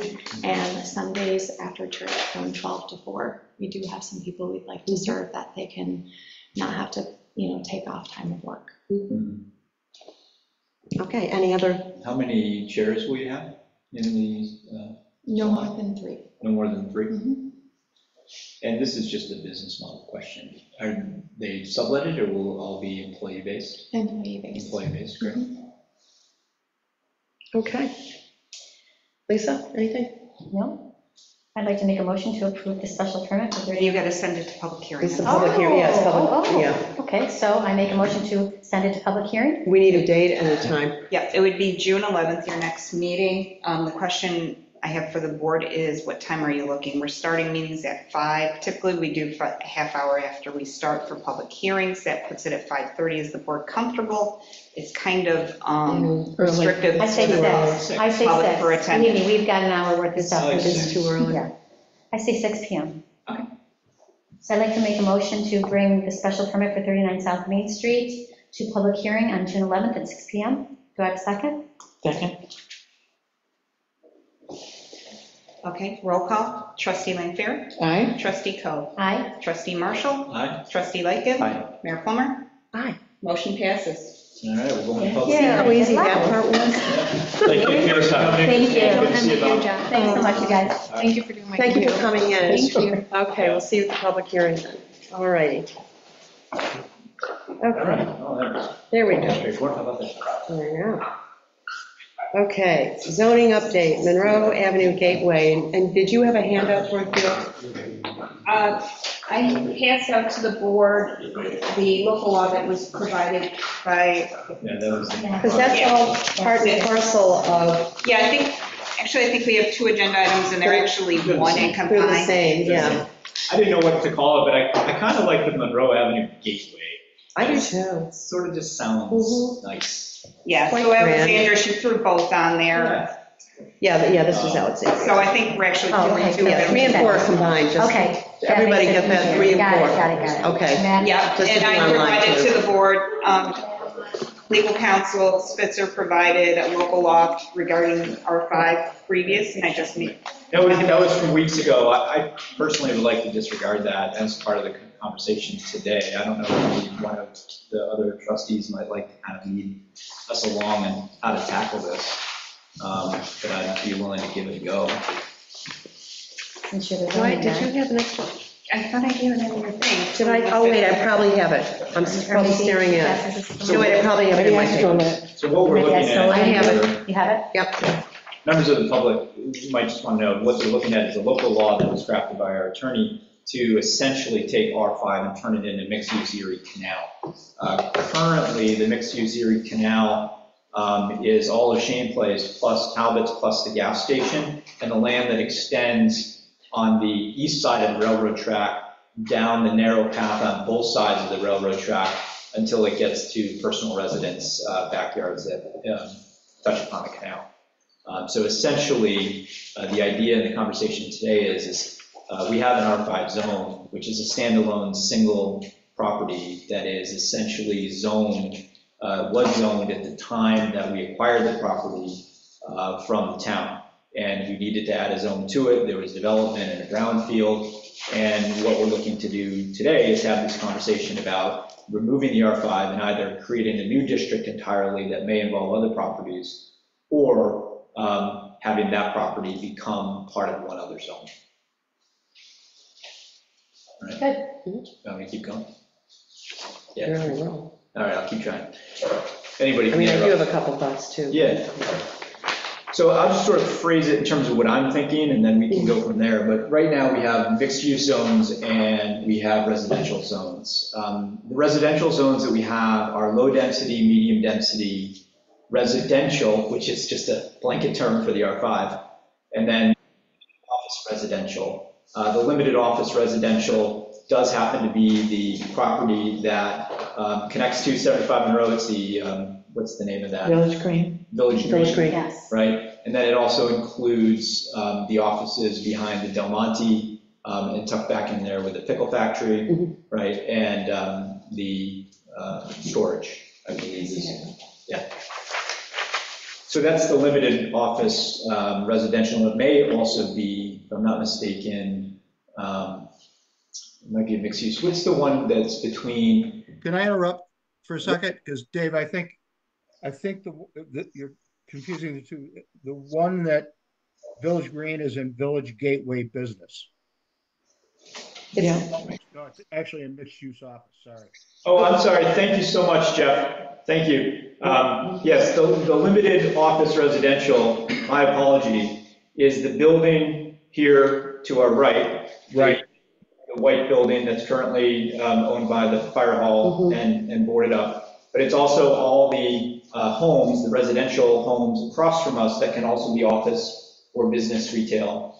And then it includes as well the law office over the bridge towards Del Monte, and then the one house just beyond that. Thank you. So that's the limited office residential. And so at first blush, the Monroe Ave Gateway District, in my mind, I envision as the R5, as well across the street where Talbot's is, and then possibly behind where the gas station is, and trying to bring that all into one thing. And you were looking at what, mixed use in the canal? Initially, I'm debating residential. Oh, you're debating with residential, Right. okay, just want to understand that, okay. Yeah. In all of our previous discussions, you made a point of including the Talbot's property into this. Is there a reason for that? Is there a reason that piece of the zoning, current zoning on that piece of property is not working? Sorry, what do you want to do? No, I don't think the property is not working per se. It's just, if there's a long-term objective, if anybody were to ever come to that property and say, hey, we'd like to do X, and there's a plan presented that is uniquely attractive by that landowner, that is different than what is there now, right? I know it's a historical building and maybe it'll stay forever, and it should. So the question then becomes, what is the conversion of that property? Would it be toward residential or towards retail? But based on what it is now. Or mixed use residential. Or it could be mixed use residential. It could have a little bit of a flair like that. Could be. Or by special permit, right? So I think the question is trying to think of the zone broadly, not asking what isn't working, but saying what would we want it to be if it were to be something different? Because what's there now, I believe, could stay, right, as it is and continue on. As a Like business, it doesn't grandfathered in. have to, it's a grandfather. Yeah. What I'm suggesting is in order to avoid the spot zoning element, that it either would have to be contiguous with the zone behind it, which is Village Green, Yep. or what you're suggesting is contiguous with Canal Commercial, which would include a specific zone that ran from the village edge all along the canal, all the way through Shane's Alley to the end of the village line, in order to be one contiguous. Well, and you could also look at it, and, I'm just throwing this out, just, we could take a look also at Village Grove and look at that maybe as mixed-use Erie Canal as well, or mixed-use residential. So, because office parks, who knows where their future's going? And so there is the opportunity potentially for adaptive reuse. Right. Which we want to encourage. Right. Yeah, so in other words, which Right. just happened with the former real estate building right there. And it may kind of give flexibility for the owners to say, the office thing, not so much. Right. Did you mean Village Grove? Village Grove's the road down. Village Green, I'm sorry, Village Green. Village Green. I mean, just Green. because Okay, where we're talking with Right. Talbot's Right. and 75. Yeah. And then maybe really just taking a look at that holistically. I see where you're going with that too. And again, it's not spot zoning, Yes, we Yeah. want to make sure Yeah. that we avoid. Yeah. Right.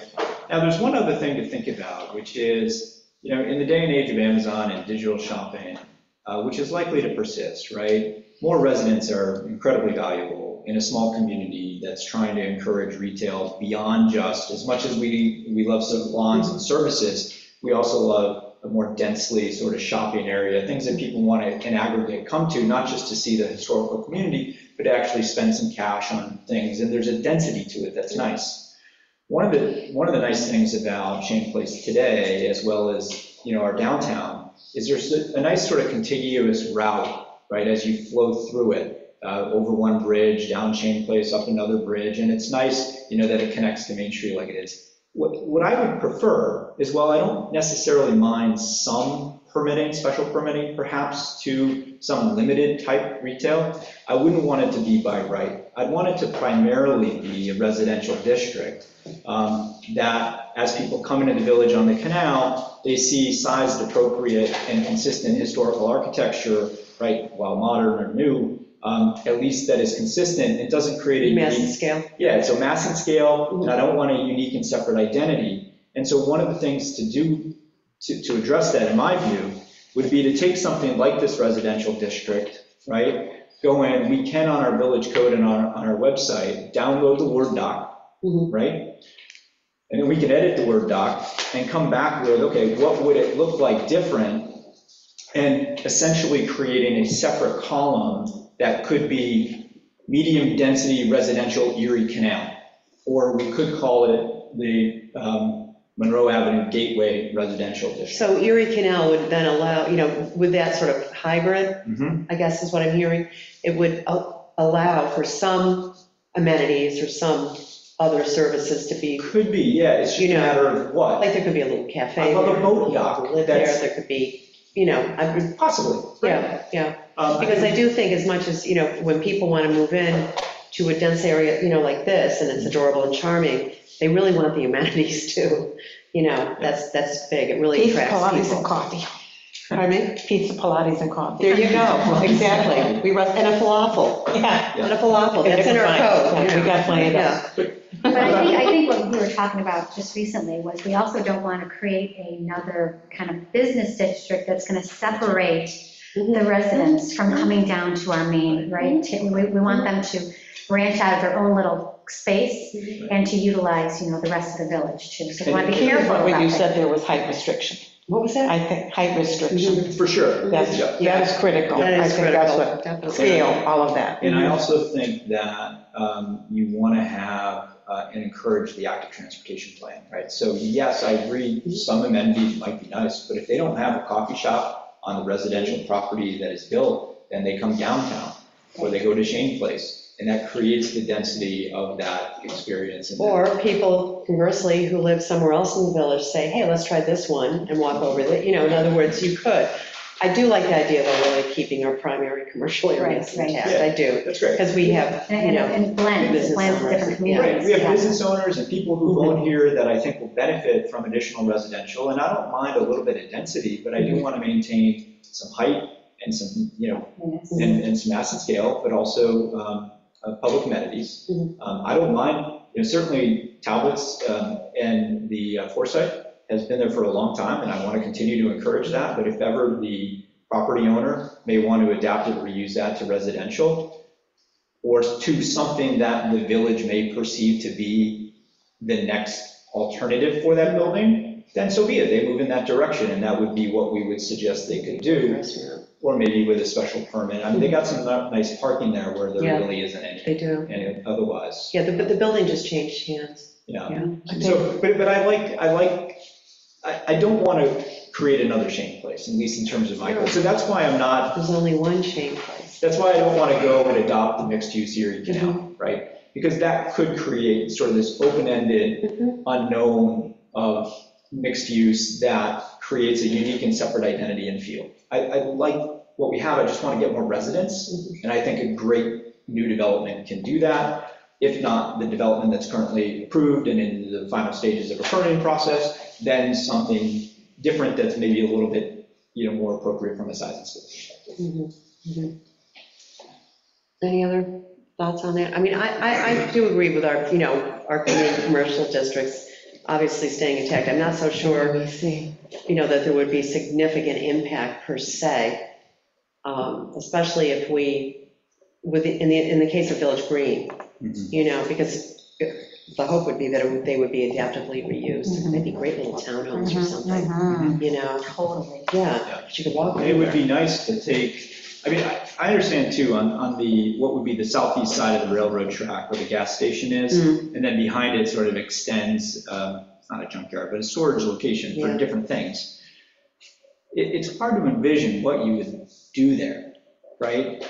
But if it becomes somebody's backyard or becomes, I wouldn't mind trying to have that be more residential, and maybe it's just, overgrowth, right? But Have you noticed it's not a gas station anymore? No. Yeah. Oh, they stopped selling They removed gas. the Yeah, pumps. they removed the pumps. Yeah. So we might want to talk to our building inspector to see what our code reads about the use of that property, because now that it's not being used as a gas station. Change of use. And Yeah, that should okay. be, for example, you want to talk about special permits. If that zone is in the same zone as the Monroe Avenue Gateway, right? But if we have this residential zone that spans across Monroe as you come into the village, that's, beautiful and engaging and sized appropriate, but then that gas station turns into a really cool like deli coffee shop or something, that's a great location for it. It's already got the building. I mean, they probably have to do a lot of cleanup, but, the idea is there. Yes, they would. Down that road. Yeah. Okay, yes. Robert Corby, 7 I agree basically with Dave comments tonight, but 2 things I think you should consider. I don't think you have a spot zoning issue, and I'll explain why. Number one, because if you just redo R5, existing district, it was created when it was actually 2 parcels, so it wasn't spot zoning when it was created. The other thing is, if you can demonstrate that the area that you are rezoning has unique physical properties like proximity to the canal, height restrictions, slope, landscape qualities, whatever it is, gateway qualities, then that also would not be considered spot zoning. So I think you're safe to do it alone. I kind of like that approach better because I don't believe commercial belongs on the 75 Monroe site because of the danger and the egress at that issue and the desire not to have a high volume of traffic at that location. I also strongly feel that one of the strengths of this village today is the density has been kept in the center. So Shane Place and Main Street are concentrated and it doesn't spill around the edges. That's both from a historic preservation standpoint, preserves the integrity of the village as a historic cultural landscape, but from a functional perspective, it also preserves the residential character and strengths of our neighborhoods. And I would be cautious about what you put in the gas station because that does abut residential and would have a big impact on the Monroe Avenue neighborhood. Thank you. Yeah, thank you. And I think the gas station is always, since it's been there, it has had an impact, regardless of people coming and going, all of that, so. That is mixed-use Erie Canal now. Yeah, so. Already, so they've It's got a lot of there, flexibility. yeah, it's there, yeah, exactly. So the other, just to throw it in, the other options would be mixed-use district, right? And in review of the mixed-use districts, whether or not it's Erie Canal or Office, I personally felt that the opportunity set afforded to a developer was perhaps a little greater than what I might prefer in terms of focusing the businesses and the retail on our four corners and Jane Place. Again, with a residential community like this, you want that retail, that experience good to be as local and proximal to the residents as you can. And so I just wouldn't want to steal that foot traffic away. I also agree there may be a degree of additional traffic congestion depending on the size of a retail type location at that property.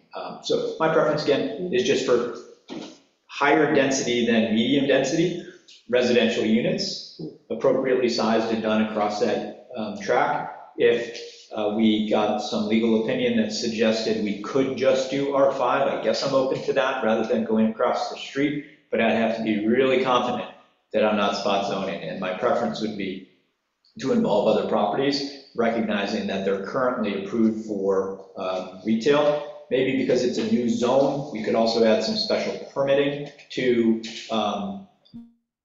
different business uses. To regulate that. Right. To regulate it in a way that we deem appropriate, and over time, different board members can deem different sorts of businesses appropriate should the community change over time. I like the idea of flexibility because, you know, who knew what was out there before COVID? Who knew, I mean, dynamics are really changing. Yes. Retail has changed, everything is changing.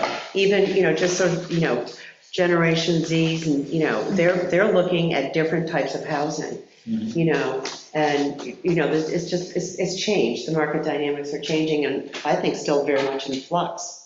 So I think the flexibility is something we really should look at. Yeah, Lily.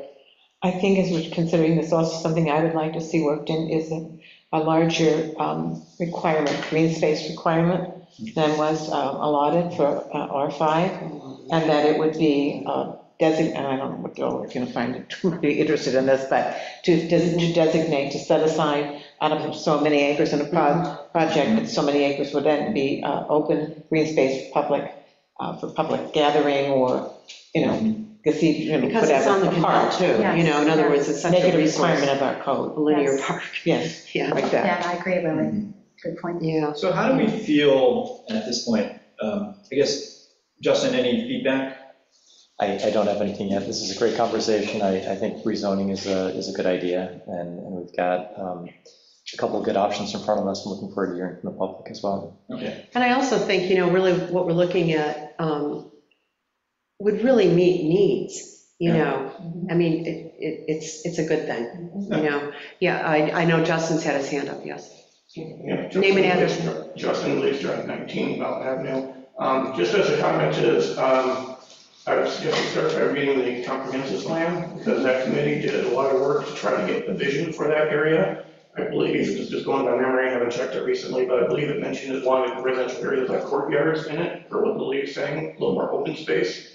I believe 2-story height is in there, and that's obviously a problem with the Erie Canal mixed use. This allows much 3-story and taller buildings, and it will also allow some very high intensity uses like hotels. I mean, a hotel might love to go there, but that seems like pretty poor for traffic. You have a big event trying to leave the site all at once, that would be not work very well.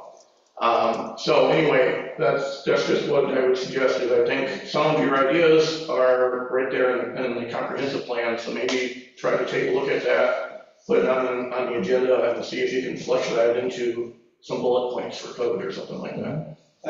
Thanks, Justin. That's great. I have a thought, which is over, say, the next week, could I lean on other members to send me a doctored up version or commentary on the mixed use and or the residential? And then I can try to pull it all together into a new. We need more than a week, we have a Okay. family wedding. Okay. So It's not imminent, but it's Sure. coming up. So maybe we're- a couple weeks, Yeah. but, so it wouldn't be for the 11th, but if you could, try to get me some stuff Start circulating. 3 to stuff. 5 days before the 11th, if at all possible, and I'll try to bring something together, but if that doesn't work, okay, let's go with that doesn't work. What's our meeting? Yeah, I mean, Okay. It's July 8th, I think. What's the meeting after the 11th? July 8th or 9th, or That's first part of July. We go June, we have one meeting, which is June 11th. Okay. And then we go to July 9th. Oh, If we could pause there, when in June would we have to have something publicly noticed in order to bring it forward for a vote on July, whatever? How long Well, does it take? that's a whole different scenario. You need to get a local law passed around at least 7 days. 7 days? yeah, it has to age. And is that true of zoning? That's the only thing we have to do with the zoning updates? I don't think there's any change in zone, well, it might have to go to In Monroe secret. County. It's got 30 days. I take that back. 30 days? In secret. Right, Jeff? But it'd be, Yes, and I think seeker would be short form. Okay. It actually might be a long form deal because I'm not sure how many acres we're talking about here. So, Okay. anyway, yeah, that's the only thing. I don't think it's going to be a coordinated review. I don't know with any other agencies that might be interested unless the Canal Corp is somebody that SHPO. Okay. Well, what I'm thinking, the only reason I'm asking is how quick could we bring it to a vote if we wanted to? I think I can answer that. Go ahead. Don't we? Okay. I don't think- You get a local law together and it's passed to the board 1 week prior to that meeting. Yeah. Okay? You can set the public hearing. You're going to need to set your public hearing 30 days out. Okay. That has to allow for Monroe County review plus the seeker if there's a coordinated review needed. and LWRP, Or, I don't know if that requires. well, that would be, yeah. So the problem is What even about if- Yeah, LWRP? it would require LWRP because it's not a type 2 action. It's either a type 1 or an unlisted, in which case it's going to be LWRP. But even if we were to get it by June 11th, No, it won't be that. I was gonna say, July 8th is still not even 30 days. Can we be lead agency on the LWRP Yeah. if we wanted to, or we could defer to the planning board? I think it's planning board. Just planning board? Okay. So then what I'm hoping for is at some point in mid-June to late June, to be able to have a document that is a hacked up version of the residential code that we have now with a new district embedded in it. So right now, again, it's low density, medium density residential, and then limited office residential. What I'd like to be able to do is figure out how do we replace residential DR5 with, it could be the Monroe Avenue. Sort of a hybrid. Okay, and it'll be a something. hybrid, so it'll be embedded in the residential, but it would be much like the limited office, so it could be limited retail residential, right? I'd rather call it something different, but let's just say it's limited. Let's just have a working, I mean, I think that's a good working moniker for Right, us to kind so of limited, bracket. limited retail residential. And then we doctor up, or I doctor up the residential district. So if you guys can read through the residential district, look at what's in it. Because it includes retail, there's no retail right now in the residential district. So you'd have to go to the mixed use and snag the different retail lists and say, what might you permit in a limited retail residential? I think it should all be by special permit. Yeah, I was Yes, thinking, I and you just read my agree. I mind. agree, I was because, thinking that. Dave, can you forward those two documents to us? Yeah, sure. That'd be great. And then I'll just give us a reminder. Yeah, do it to the whole board, so then Right. make And sure. then once we I'll start doctor it, answering. we can look at it, okay, what do we like, what don't we like? I would even ask, Justin, if you or any other member of the planning board wants to take that consideration and give us some individual feedback, maybe not as a board, but just individual feedback, or even as a That'd be board, right? It's very useful. Again, the idea is to have a residential district that we may expand or may not. We'll have to define what properties are included in it with limited use retail by special permit only, and then define size and scale and density. Because really what I'm hearing, and correct me if I'm wrong, the underpinning is that we want residential with a little bit. Right, a little bit A extra. little bit, a little I drive. agree. You know? I wouldn't mind if there's a retail place there that's renting kayaks on the canal. Oh, sure, but- That's down the linear park a little bit. Understood, but we just don't want to have like a strip mall. Right, You know, we just somebody- want a yeah. little special extra. That's right. Something. Yeah, Justin. I just wanted to say thanks to Mr. Fleischer for reminding us about the comp plan. I looked it up at pages 82 and 83, and it seems very consistent with what we've discussed in terms of building height, green space, limited commercial. and a mix of housing styles and densities. So I think there's a lot of good material there, and that protects us from any Yeah, it spot supports it. zoning. Yes, that's great. And also in that regard, it does with Towlets and Forsyth, it allows us to go in and say, it's retail. It's, you've already have a permit, you don't need a new special permit, but if they wanted to transition to a different retail establishment, there's an availability. I mean, I of think it would be another well special received by owners Yes. because it would give them more flexibility, because again, I think, we really have market dynamics. Yeah, we just for don't. us. Okay. Yeah. And I like the idea of including the zoning and planning board to take a look at this as well and give us some suggestions. I think that would be. Oh, yeah, I think that'd be fabulous. Yeah, Okay, thank you. we're good? Great, Okay. awesome, that's great. Okay. So did we decide on when you want this, maybe when you send it out to an email? Sooner give the us a better. As soon as possible. My hope is to try to get something in front of us mid to late June so that it can have 7 days to get Mhm. to July, whatever. Because if it's a close enough form, can we adopt a law with slight modifications, or does it have to be exact? Jeff, you want to speak to that? It cannot be more restrictive. And it really is supposed to be the final form that sits on your desk a week before you move it to public hearing.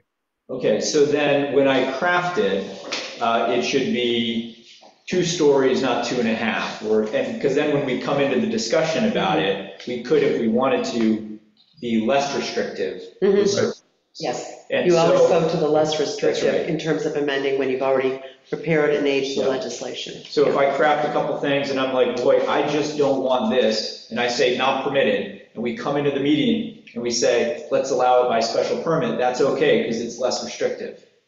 Right? Can I make a suggestion? Is this worthy of a special meeting at the end of June? I know nothing about that. I mean, I will never get a okay, vacation. all right, Yeah, I don't want to commit to that yet. all right, well, Oh, just think about the fact, though, that if you put something in by special permit, it's presumed to be acceptable to where you're allowing it by special permit. And you then develop conditions that allows it to come in. So if you're gonna do it by special permit, you gotta look very carefully at the considerations and conditions. Mhm. Are they embedded in the code as well, specific to that district, or is it part of the special permit process? It's part of the special permit process. Or it could be also embedded in the code. If you wanted to say whatever use by special permit, additional considerations, additional conditions that you could attach embedded in the zoning that would have to be there in order to get special permit. So for example, the zone could say no restaurant greater than 125 seats, but then when you go to issue this special permit, you could say no restaurants more than 75 seats, or you could restrict it to. No. No. So what I'm talking about is so you have special permit considerations in the special permit part of your code. Right. Which are pretty generic, community driven, that sort of thing. What I'm talking about doing is if you have additional concerns about a business or whatever it is, then you could have additional conditions for that business, even if it's by special permit. So you say restaurants of, I don't know, however many square feet, provided that blank, or restaurants with 100 seats, provided that blank. Okay. So and that would be in the zone, but does that presume then that the special permit process couldn't restrict it further if they chose to? Yes, I would say that's true. But if you leave it absent of the zoning code, then the special permit could apply any restriction because it's not presumed to be okay. Right. And I think,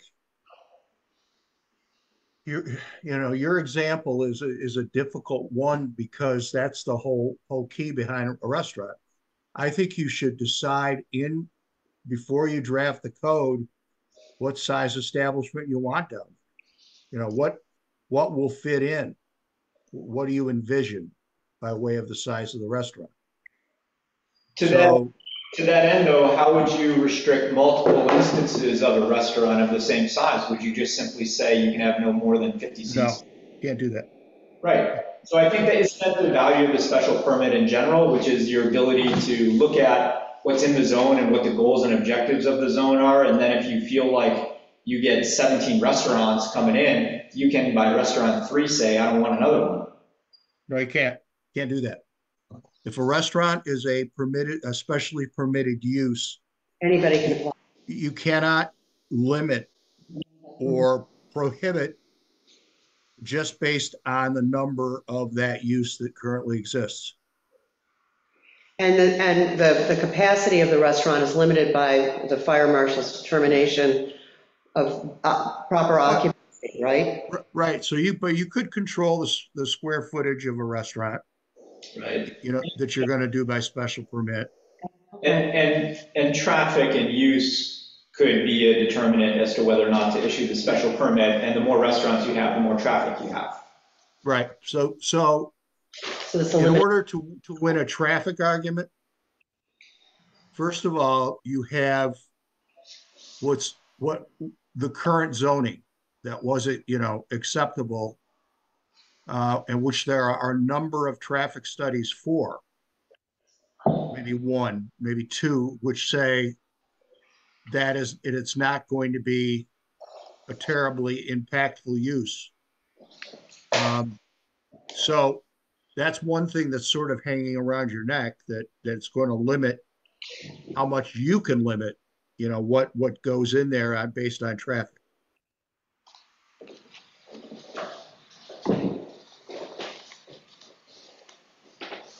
Okay, well. All right, well, we got enough to get started. Yeah, I was just going to say that. But, I think when you look at what you envision for down there, that will sort of tell you what kind of size restaurant you want anyway. Right. And because it's the whole zone, if we include across the street, include the gas station, for example, and we allow retail by special permit, that retail could go anywhere across that entire area. And you could limit the size of the retail, but you could effectively get retail across the entire thing by special permit. What you're saying right now is you wouldn't be able to say no to any retail across the entire space, the entire zone. Even if we're coming up with the hybrid, what was it again? Limited retail residential. I mean, this would be a different type of zone. Right. So you got to figure out how you want to limit it. Yeah. And you can't, unfortunately, if it's especially permitted use, it is presumed to be something that will fit in to that zone. Let me give it some thought about how I think you can do this legally. I guess the sense of the board is that you want this zone to be weighed towards residential. Correct. Yes. Is it possible to do this? Create a zone that has a percentage of buildings by square foot to be retail versus residential, wherein you incorporate the entire zone in that calculation. And as a result, current retail may prevent significant additional retail in other parts of the zone. I do not know the answer to that question. Yeah, but these are all good questions. I think we've got some things to chew on. Right. Okay. Yeah. Because, thanks, Jeff, and if you could take a look at it, because I am concerned if we do permit retail by special permit and it's presumed, unless we restrict it in a way that is magical, it would be presumed that the entire space could be retail. Because you wouldn't be able to deny the special permit unless you have a valid reason. Okay, thanks. Yeah, we appreciate it. The thing I would also take a look at is how we how we have done that in our residential zones. You know, it may be that we've just said they can't have the use, but I'm gonna take a look at that too, because there's gotta be a way to limit this, so you're driving more residential. Yeah, so the way the limited office residential, it's the only zone that permits really much retail at all. And for example, they have 2-family dwellings permitted, home occupation permitted, and then everything else, bed and breakfast, hospice, nursing home, daycare, childcare, art studio, are all special permit. But what we're not concerned about is whether or not all of the buildings in that zone are taken up by retail. And I think what we're concerned about with the new Monroe Avenue Gateway District is that all of the buildings are taken up by retail. Well, yeah, It's you not have to the look whole. at the parameters of Right. what's allowed and what really could happen. That's right. You know, the What could happen, consequences yeah. That's right. of what, you know, because we have the vision of what we want, but again, What could happen, it's how do we really translate that into code? And Yeah. we know Jeff will help us. All right, so Jeff, help us out with that, and we'll get to work ourselves and offering some insight. All right, I have never done one of these, but it may be that you're talking about something like a planned development district. Oh, really, a PDU? No kidding. Okay, so it's an idea. Oh. What about a incentive zone where you have it be residential only, but you permit certain retail based on the sizing and scaling of the residential? So the residential would have to come down, the green space would have to go up in terms of size and scale in order to permit retail, and you have that be a incentive-based decision. What's your incentive? You give to them retail and they get, and we get less size and scale and we get more green space. Okay.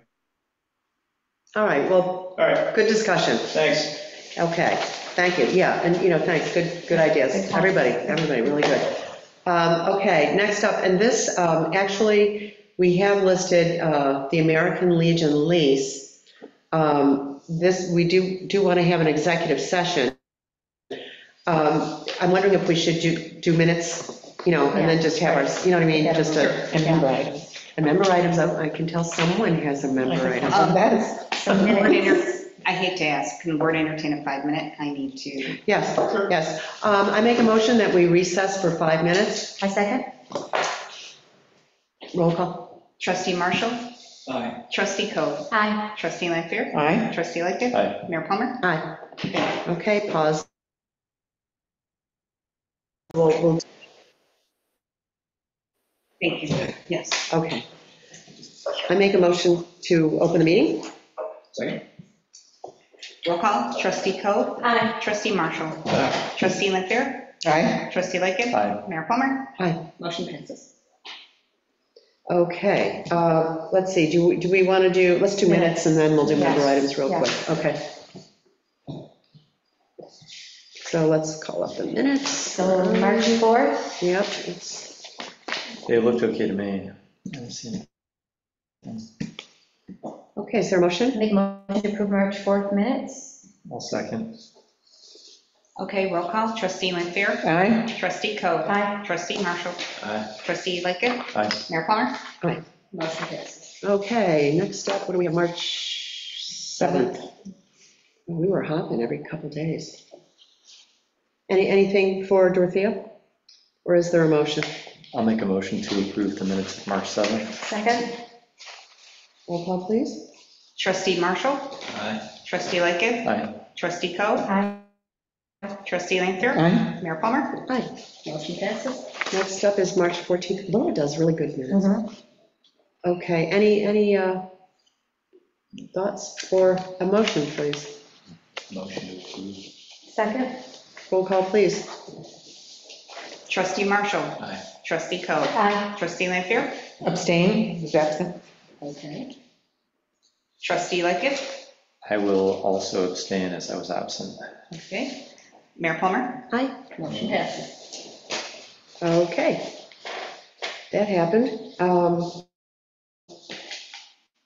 Member items, let's do member items and then we'll, yes, Lily. I do have one. I forgot that Zach wasn't going to be here this evening. I would like to publicly thank the DPW for all their hard work getting the village ready for the Memorial Day Parade, and all the work they did hanging flowers. And also, I had a proposal to put to the trustees, and that proposal is, I would request that Zach and members of the DPW to bring one of the pleated benches that we have purchased, specifically, not that it has his name on it yet, but Mr. Newcomb's bench, and place it on the piece of property so that we could take pictures of it to send, to add to the proposal to the DOT. Oh, they would like that. That's a good idea. And say, look, this is how it looks. What do you think? Could we move it over here? Move it over, and give them certain. Well, New York State DOT? You are drawing on your expertise, having sumo wrestle the NISTOD And so people I'm for thinking event. that if we do that, it might spur them, and also obtain Mr. Newcomb's input. He might say, well, how about, I wouldn't mind if it was over here, or I wouldn't mind if it was. Right, just to bring him in as well. Can So we bring that's some, my can we bring proposal. some potted bushes over there too, and let's place those to show DOT how that would look? Once I we think just the determine bench will be. where the bench is going to go. Yeah. I think that's, Because I think really the big concern is the bench. once the DOT, so I'm hoping that it might, Yeah, because I've heard Give them a nothing little- on the applications. and they've been in. So can you make a note of that? We'll circle back with Zach, and we'll let you know when we Okay. bring it up. We'll let you guys know. and then we'll Okay? make a date, and we can all make a Yep. public Yep, meeting. Yeah. Okay. What else? Thank you. that's it? That's it. Okay, Justin, anything? Yeah, I do. I haven't had one in a while, but I had a couple of quick ones. So we've talked before about the board policies and procedures. So essentially, this board doesn't follow Robert's rules, which is a much more complex procedure. NICOM just instead we have less complex procedures, and we've done that. I was just looking on the website for those, and I couldn't find them. I don't know if Dorothea, I don't know if I missed something, or. No, they probably aren't on there. I think it would be really great if they could be on there and also maybe redistributed to the board, unless they've been distributed recently and I missed it. I don't know if other board members' thoughts. It's just about knowing how things work, and if we don't like it, we can change it, but good to have some kind of process. How about if I redistribute it, locate it, distribute to the board, you take a look, see if there's any changes you want to make, and then we'll post the final official after I get the blessing of the board. Yeah, I think that's good. Does that make sense? That's Just fine with to, me. everybody take a look? Yeah. Because I think they were revisited a few years back, and maybe, it's always good to circle back on that. Yep. What else? And I had one more item too.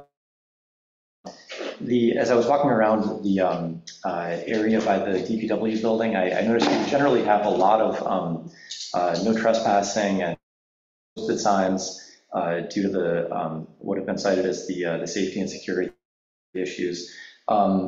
We didn't have those. I think some of those were taken down around the paddle and pour, and the space was heavily utilized by the crew teams in the high schools. So they've got tents up, they've got their boats there, which is a really great use of the space. But I was just wondering, I know that was over a weekend, a holiday when the DPW is not working as much. So that makes me think that there might be some times when that space is not as dangerous as others. I think it's a great use for that space. I'm glad they're able to use it. So Village Lane extends down to the canal path, and that's probably one of the best ways, without cutting new trails, to get into the Arboretum. And generally, that entrance is posted, unless we have special events like the preparation for the paddle and pour. So I was just wondering if the board wanted to entertain, this is called Village Lane and not DPW lanes. So, is there a possible use during off hours when it's deemed to be safe to allow the public to access the public amenities farther along that trail? Which brings me to my member item. Can I, because it dovetails with yours, so do you mind if I speak to that? Ted Spall reached out to me. I spoke with him last fall, and he owns Village Grove. And remember, the DPW had brought forward with Scott Harder that access to go alongside Spall's property, alongside Village Lane, with a wide path and direction to get into the Arboretum directly off the canal path. And Ted's interested in meeting with that and working with us on that. So, I think we have an opportunity, actually. So that would be on the grass on the east side. Yeah, and goes through the it's pretty wide, Yeah. which is great, Mhm. especially if there's bicyclists. Mhm. So I don't know if it's wide enough to include a bike path with it, but at least it is something that we really can give that visual cue. Sure. And Ted was really excited about it. So that was one of my, that's why I just wanted to bring it up, because I think it kind of dovetails with where you're going. Yeah, I think, that would be great if that's a permanent, safe access Yeah. that can be used when the DPW is working. Yeah. Otherwise, I think just exploring ways that we can collaboratively share resources when it is safe, off hours. Yeah. Because that's when most people use that space recreationally too, so. On weekends. Yeah. I do think the DPW and concern a little bit by people coming up to, they found stuff left there from prior nights and things. So, I think we need to pull the DPW in on that and just make sure we're kind of weighing everything together. Yeah. Any other member items from anybody? No?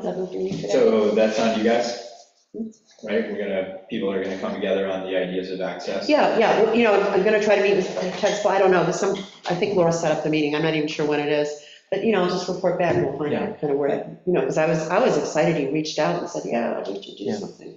I think that's a great one, and, it might take longer to work out that kind of a private property arrangement. Something else that I would like to explore is off hours or weekend access to the village lane, so that there's access to park from the canal path. Almost like a reverse access, right? It's closed during the day, and then when they leave, it opens up. Yeah, because why not? I mean, Yeah, potentially. Like a sign is open to public access But the other from certain thing- time to certain time. Sure. But the other thing too that I think we should take a look at is the little tiny parking lot that Spall owns that they never use, that is just right there by the Arboretum and the Auburn Trail, to see if we can somehow cut a deal with them. That way, it'd be great, because if you have your bike in your car and you can park and, go down the trail or do whatever you want to do, and then you come back, and it just offloads, because the entrance to that lot is prior to the DPW entrance. You're talking about creating a parking spot right there before you get onto Village Lane on the right. Yeah, because There's not. Ted owns that, and he really doesn't use it. This one right here. And we could probably, and Zach proposed this, he said, maybe we can cut a deal where we maintain his lot, we draw up an agreement, we maintain the lot, but we get to use the lot, and it's still gonna be his, whatever. Sure. When he needs some parking, So essentially, we're renting it with maintenance. yeah, we plow it, We plow it, and whatever. and eventually there would be repaving requirements. It's not a biggie, it really isn't. And frankly, before that deal would be entered into, it's like anything that because we're not technically taking it over. Right. We're taking over sort of management of it, the way we do with Behind Breathe, okay? So, all of that would probably be the construct that we would So use. similar to the Breathe agreement, where Yeah. you're creating an avenue for people to drive to the Arboretum. Yeah, And then use it from that lot, whereas now they don't have that opportunity. they don't even have, I've They probably seen them do. park there, but technically they shouldn't, but this way we kind of PGA sanction it. Yeah. So that- Put a sign up, parking for the Arboretum. So that's from there, that's great. Justin's comment was to try to connect the canal through the Village Lane. Was part of the discussion to figure out how to use that? Yeah, and that actually was a discussion with Scott Harder, and he has some. Trying to get from here to like. Yeah, we can do is once I meet with Ted Spall, Scott Harder drew up actual drawings a while back, and I think we can maybe work off that, and maybe what we can do is even start with that and just say, how's this look? Can we at least start working with that? Because it does give absolutely direct access off the canal path, and you're diverted away from the DPW for safety. Yeah, I think it's really three things. So there's the private property access that's off Village Lane, there's the parking arrangement on the other side, and also there's the off-hours possible public use of the existing paved road. Right. You know what, it's almost like when you can park on Lincoln Avenue on Sundays for church, but you can't park there any other time. You know what I mean? It's sort of, you post it in a way that. Okay. When is the DPW gone? So it's after 5 o'clock weekdays and on weekends? Yeah. And add the seasonality to it, because when. That's true.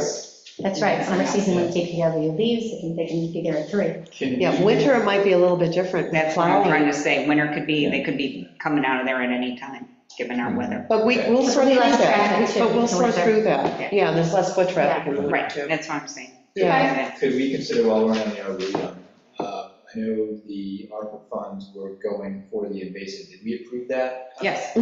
So the next thing is we have ARPA funds left. There was some discussion, I think Mary, you and I had talked about it, the verdant ponds, or the, what are they called? Right, the frog pond. Oh, the vertical ones. Yeah. Yeah, that's on the agenda at our next meeting. Oh, great. Yeah, And, but Yeah. that could be another ARPA opportunity, Yeah. something we wouldn't otherwise have done. yeah, Right, we talked about that. yeah. Okay, great, so Yeah. keep that.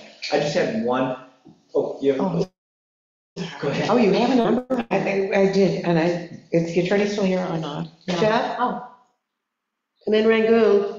I am here. Okay. I have a question, it's just a memory jog, and that is the lease behind Burdette Building for the parking lot. Is that due to come up? Like, Well, I don't know. renewal? I don't have that file with me, but I don't think it's been maybe. Actually, I think Maybe a couple of years. no, I think it's, Oh, this year? I think so, Jeff, I'll have to check the record. I Okay. think I looked, for Good some one. reason I was Yeah. thinking it was this year. Okay, Yeah, and that's joint with the town. okay. Yeah, Check. okay, so that's not on a to-do list. Action.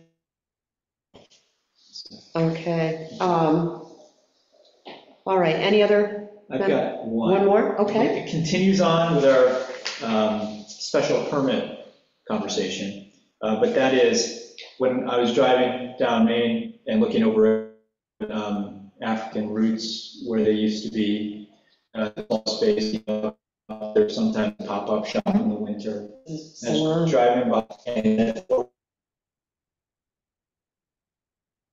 salon slash. It wasn't just for rent business use, it was literally salon slash retail. Who owns that? Is Right. that Newcomb? But Which there's one a is reason, there's a reason why. Pittsford Market, where the liquor store is? Where African Roots used to Where African Roots used to be, right by Oh, Cedar upstairs. Shine, yeah, the upstairs. I think that's Mike Newcomb. Is that new? Yeah, Okay. and I do believe there was a salon up there previously. Oh, yeah. And that's probably why he thinks it's a contiguous yes. use. That's my guess, I'm I just think it's guessing. easy Could to, be, but I would also argue that, and this is, again, I mentioned this once before, and I really do think we need to come back and visit it, which is salons have a unique business model, and that's why I asked the question here to Christine tonight, which is this a sublet or Right, you could or do not? 4, 5, 6 chairs on. Right, you could put a ton of chairs in places and then rent them out, and as a result, you radically reduce your cost, right? And that's the reason why salons are easier to go into locations with less risk to the initial applicant than a restaurant or a retailer or anything like that. You know, I don't want to say it's an unfair advantage for a particular and unique business model, but I do think that there's a consideration for how do we address either subletting, salons, or density of these things. And based on our earlier conversations with retail, if it's a permitted use, even by special permit, it's presumed to be okay. And there could be conversations that we have where maybe the density of chemicals and toxins is a challenge to our community. I think that's a little far-fetched to actually support it with evidence and scientific evidence if it got to court, right? Actually, that's a developing segment. Yeah. Yes, in Okay. environmental legislation in communities. Yeah, I'm looking into that. When I have something more definitive, I'll bring it back to the board.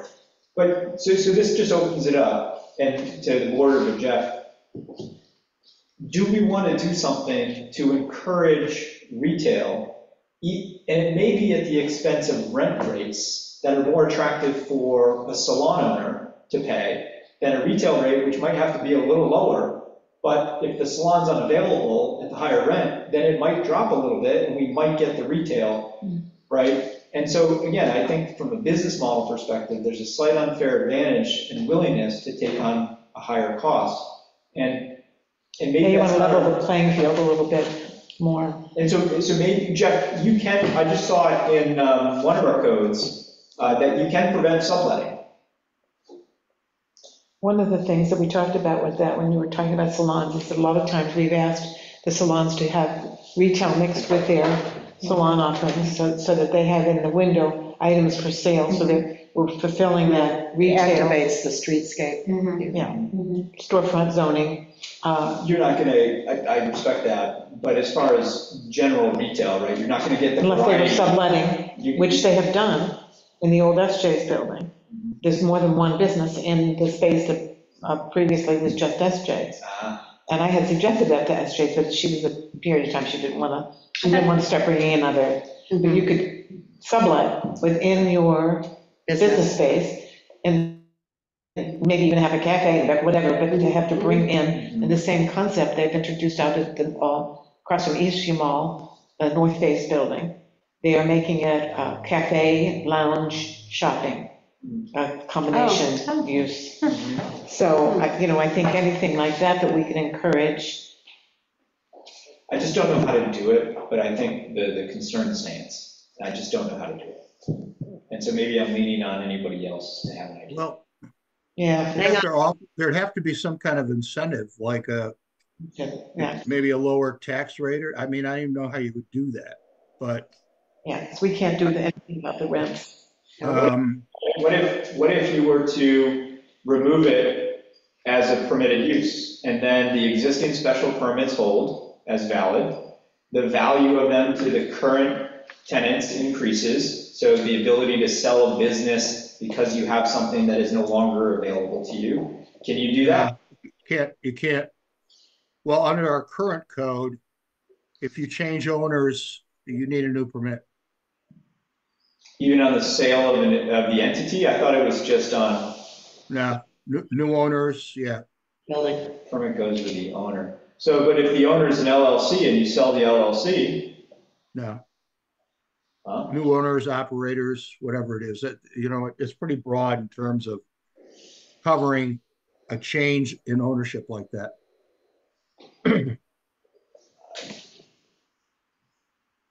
I wonder if you want to look at what they did at the North Face building.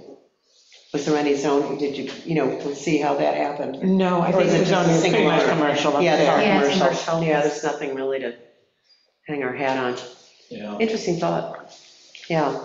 I don't know. Okay. Again, I fully appreciate all our salons and Christine's application tonight. It is just, when you drive by a for rent sign and the first thing is salon/retail, it reminds you that there's a preference to the availability. Well, we do need, I think, 32 salons instead of 31. It's a good point. Good point. I know. All right, well, okay, we'll continue on with that discussion. Yeah. But the Thanks for your- subleasing idea has some, I have to give it some thought, but it seems like if we're prohibiting the special permit being not being transferred to a new owner, then maybe the special permit can't reach to subtenants. Oh. That it is a special permit, and you could limit the special permit to the actual owner of the business and not subtenants. Yeah. I mean, I'm uncomfortable with the thought of prohibiting subletting generally, but I think if you do it as we haven't granted the special permit to Joe Smith, who wants to rent a chair from, Bob Jones, but we've granted the special permit to Bob Jones for Bob Jones' use, not the use of subtenants. Wouldn't the subtenant then just come force to get a special permit? I am pretty sure you couldn't get a special permit to operate a chair. Yeah, I don't think that. I did not mean that sarcastically. I really was thinking about whether or not they could do that, but I don't think our code, presumes that you're going to offer a special permit to individual people within a business. Okay, so could you pursue that? And we, Yeah. at some point? Yes. I would like that. But the other thing too, you were saying, they could just fill it up with a whole bunch of chairs. There's an occupancy issue. And also, based on the business model, there is a certain level of sort of, what's the word I'm looking for? I guess almost distance around chairs for each client, It'd be pretty tough to pack them in like sardines. It would be. Put it that way. It would be. I think I like this creative idea. Yeah, no, why not take a look? Let's take a look, Yeah. sure. Okay, thank you. Let's see. I make a motion that we go into executive session for the following discussions: real estate, potential litigation, and a human resource matter. Second? Roll call, please. Trustee Lightgev. Aye. Trustee Lanfair. Aye. Trustee Coe. Aye. Trustee Marshall. Aye. Mayor Plummer. Aye. Motion passes. Okay, I need, Yep. what I gotta do. Give her a moment here.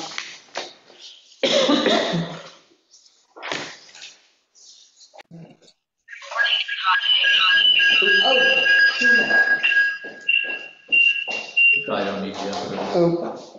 Jeff's dropped off. I don't need him, do I? Yeah, we're good.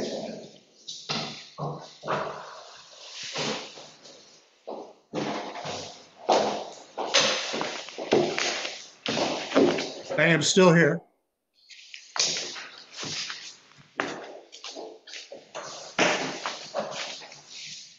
Hey, Dorothea? No more Memorex. Go ahead. That dates us. Motion to leave executive session. A second? Roll call, please. Trustee Lanfair. Aye. Trustee Coe. Aye. Trustee Marshall. Aye. Trustee Lightgev. Aye. Mayor Plummer. Aye. Motion passes. All I right. thought I would be able Conclusion of to executive session. go back on. Oh, that's okay, we're going to just leave you on speaker. He's just making motions. Okay. Okay. I make a motion to instruct Jeff to develop a proposed lease to the Legion for the Village Hall basement. I second? Oh, shit, he dropped off. That's all right, we'll keep going. Oh, shit. I'll second the motion. A little distracted. I think we had a second. Did we? Okay. Yeah. All right. Okay, we're good. Everybody's checking their. Trustee Lanfair. Aye. Trustee Lightgev. Aye. Trustee Coe. Aye. Trustee Marshall. Aye. Mayor Plummer. Aye, Motion passes. okay. Second motion, make a motion to approve payment $340 to Jerry Rochelle pending the outcome of the Legion review of their insurance policy payment and in exchange of a general release of liability. I second? Roll call, please. Trustee Coe. Aye. Trustee Marshall. Aye. Trustee Lanfair. Aye. Trustee Lightgev. Aye. Mayor Plummer. Aye. Motion passes. Motion to adjourn. Second? Roll call. Trustee Marshall. Aye. Trustee Coe. Aye. Trustee Lanfair. Aye. Trustee Lightgev. Aye. Mayor Plummer. Aye. Motion passes. All righty. Thank you. When are we